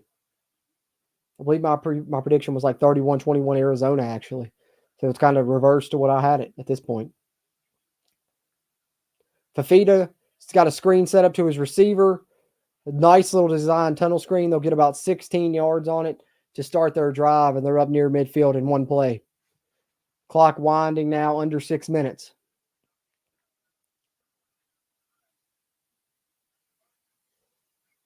Trying to go quick here up to the 45. Fafita pressured, but steps through it, and he's going deep. And he's got McMillan wide open. McMillan's inside the 10-yard line. Whatever design they have found something, because that was Trey Lathan on McMillan again. Whatever they ran on that last play, they figured something out with it, because they ended up with T-Mac on our linebacker, Trey Lathan, yet again. And Fafita's probably going to target that every time. McMillan, T-Mac catches it. It's 1st and goal for Arizona up on the 6-yard line of WVU, and this is about to be a one-score game. Whether it's Arizona punching this in or kicking a I guess kicking a field goal wouldn't make it a one-score game because it'd be 9. So they're going to go for the touchdown here regardless. So 4 chances for Arizona to score this thing here. T-Mac's having a great ball game. Fafita's having a really strong ball game here. Kind of bookending it. He started off pretty hot. We were holding him there in the middle, and then towards the end here playing great. T-Mac over 200 yards receiving now. 10 catches, 202 yards for T-Mac. 20 yards per reception. This is what I was afraid of with us matching up against him. That's why I felt like that 10-point early lead was so crucial, because we were able to do that with keeping their offense off the field for a long time, because I knew once their offense was on the field consistently, this was probably the type of stuff we're going to see. And unfortunately, here at the end, we're not able to do what we did at the beginning and get our offense rolling and keep drives together to keep their offense off the field. And instead, they're kind of dominating here in this latter quarter. And when their offense is on the field a lot, it's bad news for us, because T-Mac is going to eat us alive. And now it's about to be a crazy last 5 minutes of this game, I think. 1st and goal for Arizona. Currently trailing 31-19. Fafita nears 300 yards passing on the game. They're at the West Virginia 6. Right at 5 minutes to go by the time they snap this.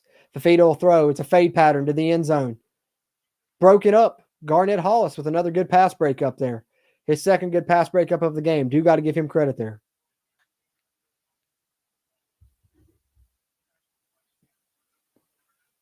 Try to throw it up to their other receiver there, Lamonius Craig, the Colorado transfer. Had it in his hands for a second, but good textbook pass breakup there by Garnett Hollis. So 5 minutes to go. 2nd and goal for Arizona on the WVU 6-yard line. Like I said, 4-down territory here. T-Mac back on the field. He's in the slot here. They're highlighting him there at the hash. West Virginia's bringing some pressure, trying to bring a blitz here. Little miscommunication with him and T-Mac there. I think he thought T-Mac was going to go to the corner. T-Mac stopped, and it's an incomplete pass. It'll be 3rd and goal from the 6. 4 minutes and 57 seconds to go in the game.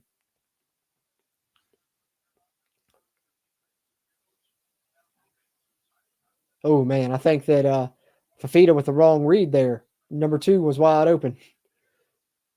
I mean, obviously, when you got a guy like T-Mac, you want to go to him as much as possible, but T-Mac was kind of a decoy there, and it left the other guy open. But West Virginia was bringing some pressure. He probably didn't have time to see that. 3rd and goal from the 6. Empty backfield for Fafita. West Virginia sends 4. Over the middle. Dropped. McMillan had it in the back of the end zone. Couldn't hold on to it. It's going to be 4th and goal, but we have a flag. They may have held McMillan before the pass. See what the call is. Yep. Hollis was holding him the whole time, honestly. And, man, when it could have been 4th and goal after that incompletion there, unfortunately, it's a fresh set of downs, and now Arizona likely to punch this in the end zone. The only positive, too, right here, once they've got it into 1st and goal to go, was that we've been able to make them use some time. They made them snap the ball 3 times there. Ideally, we can stop them here, at least make them snap the ball a few times, make them snap it all 4 times to punch it in here and use up some of that clock. But they're on the 3-yard line. They got 2 tight ends on the field, heavy set, Conley in the backfield. They bring McMillan in motion. They'll hand it to McMillan, and he's going to throw it. He's going to throw it to Fafita, and Fafita dropped a touchdown. McMillan had another, they was going to let McMillan throw another pass, and that one was Fafita. He was designed to throw it to the right. Instead, stiff arms a guy, turns back the other way, and obviously Fafita's just sitting out there, no one near him, throws it, and Fafita just drops it. No one within 10 yards of him. That was a touchdown for Arizona on 1st and goal. West Virginia catches a break. Instead, it's 2nd and goal from the 3. Could have been a touchdown pass for T-Mac to go along with his touchdown reception, and should have been his 2nd completion of the game. Arizona will pass again here on 2nd and goal. Fafita pump fakes. He's going to run it. Touchdown. Athletic play there by Noah Fafita. Rolling out to his right. Pump fakes, gets a defender to jump in the air. Then he dives himself. Shakes off a couple of hits and lands in the end zone. 31-25. See what Arizona does here.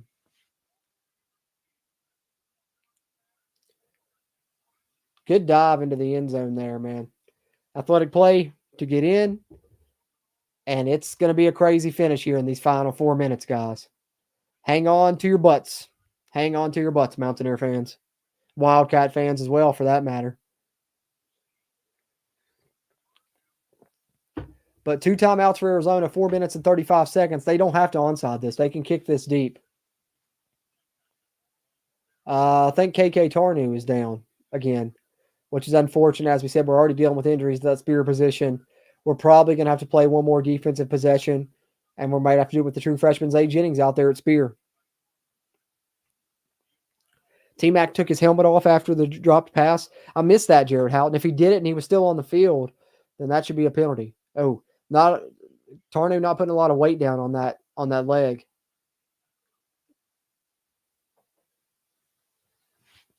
That hurts. Looks like the true freshman Zay Jennings will be in for us if we have to put our defense back out there, or we'll go with an extra cornerback. But it's going to be 31-26 after the Arizona extra point. 4 minutes and 35 seconds to go, and this has become a ball game going down to the wire. And man, oh man, if we haven't called anything in this game, did we not call this, Mountaineer fans? One thing we were ready and waiting for was the fall. Waiting for the moment when it was going to start to fall apart for us and it was going to come down to a game at the end. We knew it. Even after we threw the last touchdown pass that we felt like could have been the knockout blow, we knew it. We knew it. We've given up leads this year. There was a lot of time left on the clock, and now we've given up another one. And now we need our offense to go down and put something together. Even a field goal would be critical because that would put us up by 8. And they would have to have a touchdown and a 2-point conversion. But you got to do something here, man. 4 minutes and 35 seconds. Arizona has 2 timeouts. If you put a drive together, you can use up most of that clock and maybe close this thing out. Good moment here for Nico. Playing in the state where he played high school ball. Got a chance to do a little clutch drive here, be a closer. Little Mariano Rivera moment for him. And he's played an excellent football game, so would love to see him go out with the win. And, a game that we probably should win. If not, this is another utter collapse. Terrible fourth quarter here. As you see, 147 yards for Arizona, 60 from West Virginia in the fourth quarter. But as we talked about in the chat earlier, we've come to expect this in the Neil Brown era. When we get big leads, we never hold on to them. Next to never, I should say. We did against Oklahoma State. I give him credit for that one. But next to never. Okay. Another touchback. Arizona's kicker. Said it once, twice, 3, 4, 5 times this stream. But it's just an impressive stat, so I got to keep calling it out. Another touchback. Hasn't had a kick returned on him yet this season. All touchbacks for the Arizona kicker. 1st and 10 for WVU on their own 25. 4 minutes and 35 seconds away from victory, but they're going to need a good drive from their offense to close it out, or they'll need a stop from their defense. You'd like to eliminate the nervousness part of it, the anxiety part of it, and have your offense just do it here, not have to wait it out on pins and needles. But let's see what happens here. Good game for Nico. 2 touchdowns, only 4 incomplete passes. They'll let him drop back here on first down. And he's got a man open. It's Cole Taylor. Good little play there. Let Nico throw a first down pass. They're probably not expecting that, especially in this situation. 7-yard completion on a little drag route to Cole Taylor. My dogs, I don't know if the mic's picking that up, but my dog's barking like crazy outside. I believe my wife just got home. She's been out at our cousins for the night. 2nd and 3 for WVU. Apologies for the dog going crazy. Coming out in the pistol here. They're going to try and work this clock probably all the way down. Got under 4 minutes to go here in the fourth. WVU trying to hold on to this 31-26 lead. First down would be big here. You need to put a few of these first downs together. 2nd and 3, they'll try and get one with a handoff to Jaheim White. Out of the pistol. He'll fall forward. Get about a yard. You're looking at 3rd down and about 2 for West Virginia. Clock under 4 minutes to go now. By the time they snap this, it'll be about 3 minutes left in this ball game. But you got to feel like this is one of the most critical plays in the game right now. Arizona, desperate need of a stop.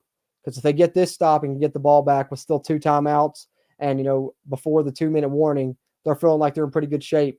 West Virginia, if they get this first down, they know they can wind this thing down to at least, 2 minutes to go, maybe a little under. Big play here on 3rd and 2. West Virginia going heavy personnel, all 3 tight ends on the field. Traylon Davis comes in motion. Nico hands it off to Jaheim White. He bursts through the line. He's got it. First down, Jaheim White. Great vision and patience. Able to jump cut a little bit in the hole there, make a few guys miss, and wiggle through to get the 3 yards that he needed on 3rd and 2 there. West Virginia moves the chains, and that feels like a massive play in this football game, as Arizona is going to have to start using those final 2 timeouts. They still have got the 2-minute warning as well, but West Virginia is going to be able to wind this thing down all the way to that now after running a play. 2:30 to go. It'll be about 2:20 by the time they snap this. They got a fresh set of downs on their own 36. Pistol set here, both tight ends on the field. Jaheim remains the running back. Snap the ball with 2 on the play clock. It's an outside stretch zone to Jaheim White. Looked like he had a nice hole there. Closed pretty quickly. Only gets about 2 yards. See if Arizona takes a timeout or lets it wind down to the 2-minute warning. Arizona takes a timeout with 2 minutes and 14 seconds left. So they'll have 1 timeout remaining and the 2-minute warning. WVU up 31-26, looking to put this game away. Good job there converting on their first set of downs there. Gets the conversion on 3rd and 2. Now you're 2nd and 9. Arizona only has 1 timeout. I'm not opposed to a little play action here, but something simple. Give Nico a quick 1 read like you had with Cole Taylor on that drag. Maybe have Cole Taylor on a little, just a flat route or something. Have Nico rolling out that way. If he's not there, let Nico just tuck it, get a couple yards, and stay in bounds. Take it down to the 2-minute warning or make Arizona use that last timeout. I think CJ's a little banged up, Jared Houghton, from what if I'm not mistaken. He hasn't been in a couple series or so, which they usually alternate. So that's what makes me think he's probably a little banged up. All right, WVU up 31-26. 2 minutes, 14 seconds to go. 2nd and 9. Looking to close this out. It's been a good game for Nico Marchio. It'll be an even better one if he puts a game-winning or game-sealing drive together here where you can burn out the rest of this clock. Rodney Gallagher comes in motion. It's a jet sweep to him. He makes a man miss, spins away from another, but it only gets about 2 yards. So it's going to be 3rd and 7. And Arizona's going to go ahead and call their final timeout.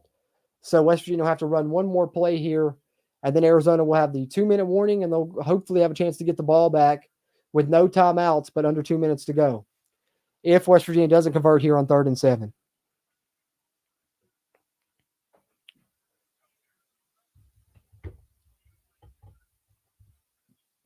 But the positive side here, Arizona's used their timeouts. If West Virginia converts on this 3rd and 7, that's likely ball game over. So kind of comes down to 1 play if you're West Virginia where you can win it right here, or you have to rely on your defense, which is not something I think you want to do with how they've played this season. So the way I'm looking at this, if I'm Neil Brown, It's 3rd and 7. You can't play this conservatively. You got to try and pass for this first down in this football game, especially the Arizona having the momentum right now. Your defense not playing good late in this football game. I think you got to throw this football, try and get this first down. It's going to be a 2-minute warning, even if you run it, so you're not going to be able to run any more clock, really. You got to pass this thing. 3rd and 7, 2:09 to go. West Virginia needs the 46 for the first down, or about the 45 and a half, really.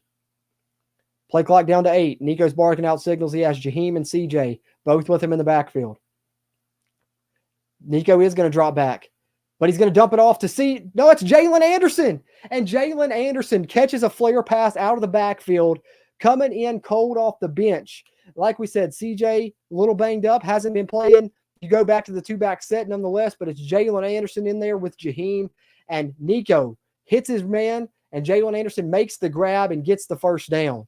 Good job by Jalen Anderson. Had me nervous a little bit with him bobbling early, but he not only catches it, but also gets the edge, gets the marker, and that will likely end the football game. 2 minutes to go, but Arizona has no timeouts. This should be a West Virginia win, barring any crazy mistakes here at the end of this one. That play may have just won West Virginia the game, and kind of fitting that Nico Marchio makes that play here. Second career start. Looks like he's going to be 2-0 as a starter and has played wonderful in this football game. 4 incompletions, 2 touchdowns, really high completion rating, and he's made good decisions pretty much all game. And right there, finding his check down man, kind of going through his reads, and then just hitting his check down man out of the backfield and then doing it in enough time and in timely fashion, enough for him to be able to catch that ball, get around the man on the outside, and pick up the first down, which should allow West Virginia to win this football game. Not going to lie, guys, 3rd and 7 there. I wasn't feeling too happy or, I guess, expecting really Neil Brown to go out there and pass the football. I thought he'd play it conservatively. But luckily, kind of hopefully spoken into existence a little bit before the play there, saying they need to be aggressive, and they do drop back and throw the football. Hey, and you make a great play right there. And it is a great throw, Jared Houghton. I think I appreciate you pointing that out, because a lot of times, that's the throw that, we're not trying to knock on Garrett or anything in this game, but that's just when we're talking about the differences between the two and where Nico adds a little bit to your passing game. He's a little bit better at those check down throws. 1, recognizing when to go to those check down throws, and 2, having the right amount of touch and kind of leading them in the right area there as well, as you saw on that pass. Put it in a good spot to where Anderson can kind of catch it in stride and keep going, even though he bobbled the ball a little bit. And he, fresh legs, good speed, enough to get around the corner. And that's a big play from a guy that hasn't played a lot this season. So as much as I got to credit Nico, I got to credit Jalen Anderson as well. That's a guy that's, been relegated to a 3rd running back role after, a couple of years ago, he was a guy that was making big plays, but, counted upon in this one. Jaheim had been banged up. He's returning from injury. Now CJ is a little bit knocked around, banged up of his own. You got to come in, critical 3rd down, ball game potentially on the line, and you make a great catch and get to the marker and make a play. So shout out to Jalen Anderson for doing that. Good stuff there. And 2 minutes to go, guys. 2 minutes to go. West Virginia may have sealed it there. Should have sealed it there, we should say.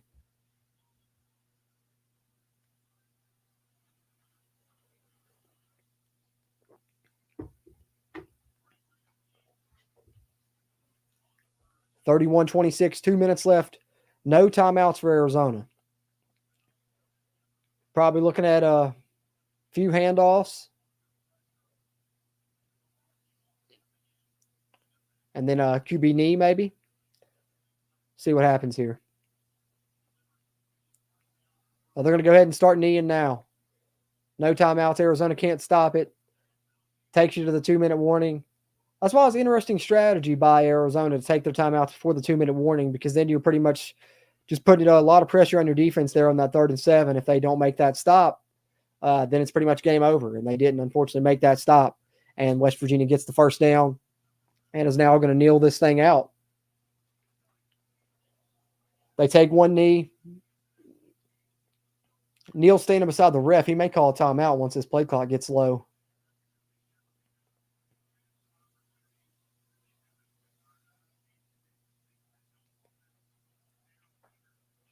Clock down to 1:20. Now they're going to take another knee. Take another knee with 1:15. Brings you to 3rd down. That clock's going to wind on down to about 40 seconds. You take one more and you go to 4th down, and you should be able to run that thing the rest of the way out, I believe.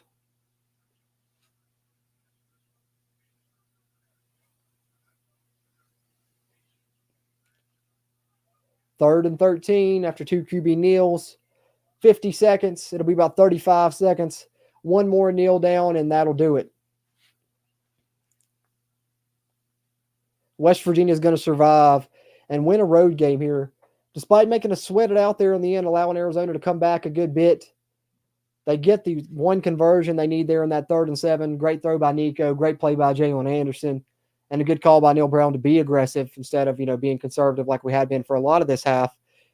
We knocked on him. We had a feeling they would come back because of how he does when he gets big leads. And we were correct about that. But also, on the other side of that coin, I do got to credit him for 2 aggressive play calls that he made that really essentially were the difference in the game.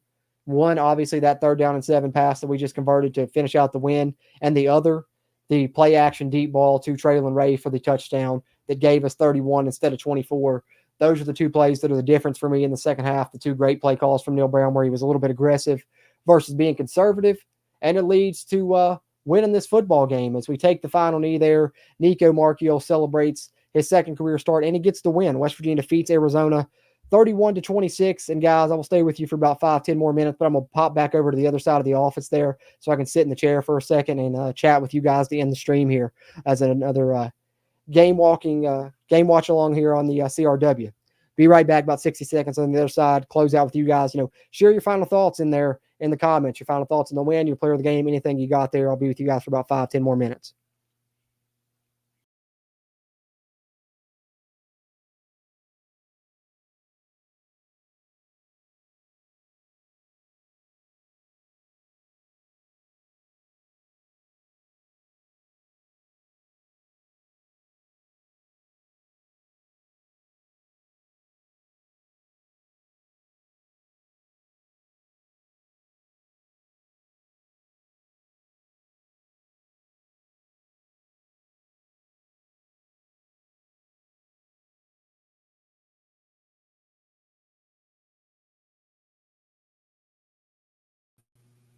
All right, guys, back here to finish here. Just recapping, talking a little bit about the game at the end there. West Virginia gets the win at the end, 31-26. Let's throw the final score up here on the screen here as we chat just for a couple minutes here to close this thing out. Good job by West Virginia putting that drive together when they needed it at the end to close that game out. Shout out to Nico Marchiol with a great football game as well. West Virginia 31-26. Now they head into their second bye week, 4-4 overall and 3-2 in Big 12 conference play. Good win for this program and a really good win for Neil Brown at a time when he desperately needed it as loud as the fan base had gotten, guys. So good stuff there. But any final thoughts you guys got there? Throw them in the chat. We'll wrap it up here before too much longer. Just wanted to see if you guys got any final thoughts here on the game, on the performances, your players of the game, anything you want to add there. Just chat with you guys for a couple minutes. And then, of course, probably want to hop off here and go watch the rest of the college football slate tonight, especially be sure to check out that Cincinnati-Colorado game. It's kind of scout West Virginia's next opponent as they'll play Cincinnati after their bye week. And what'll be kind of a big game, especially if Cincinnati finds a way to win tonight against Colorado, because Cincinnati will be up there in the top, part of the Big 12 standings, and maybe give West Virginia a chance at another ranked team, a chance at a team with a winning record, which would be a big thing for Neil Brown. And going into that at 500 is a lot better than going into it at 3-5. So good win today. Good win today. Let's go indeed, Silas. Let's go for sure. Houston beat Utah 17-14. Chris Mitchell says on a walk-off field goal. Wow. Welcome to the Big 12, Utah. 1-4. Hey, one thing we were right on at the CRW was Utah was not going to come in and dominate, and they certainly have not done that. Jared Houghton says, fire Shadon Brown tonight. Leslie, at end of season, you can get somebody off the street to do better than Shadon. Secondary has been a terrible issue, man. And I think that there has to be, to really make the fan base okay moving forward. If you don't move on from Neil Brown, you've got to make some changes on that side. Probably secondary coach for sure, maybe defensive coordinator overall, but I agree with you there. Secondary has been a big issue for sure. Almost lost this one again because our defense blows, Drumwolf said. Yeah, we saw that one coming too. We were calling it in the chat, weren't we, guys? Definitely had a feeling this was going to come down to the wire. Luckily, West Virginia is able to end it with their offense on the field making a play, because if they wouldn't have converted on third down, I did not have a good feeling with our defense going back out there with Arizona having the momentum they had. And whatever they had figured out to get T-Mac matched up with our linebackers there late in the game was absolutely killing us. Over 200 yards. Shout out to T-Mac for a good performance, but shout out to Nico as well. Dennis Hawk said he predicted 31-28 WVU. Hey, man, you were right on it. You were right on it. I predicted 31-21, but I had Arizona winning. So I was pretty close to the score, but had the winner and loser flip. So glad to see I was wrong on that one. And shout out to the CRW co-host, Brad. He had us getting the win on the preview and prediction podcast this week, and we did end up getting that W. So good stuff there.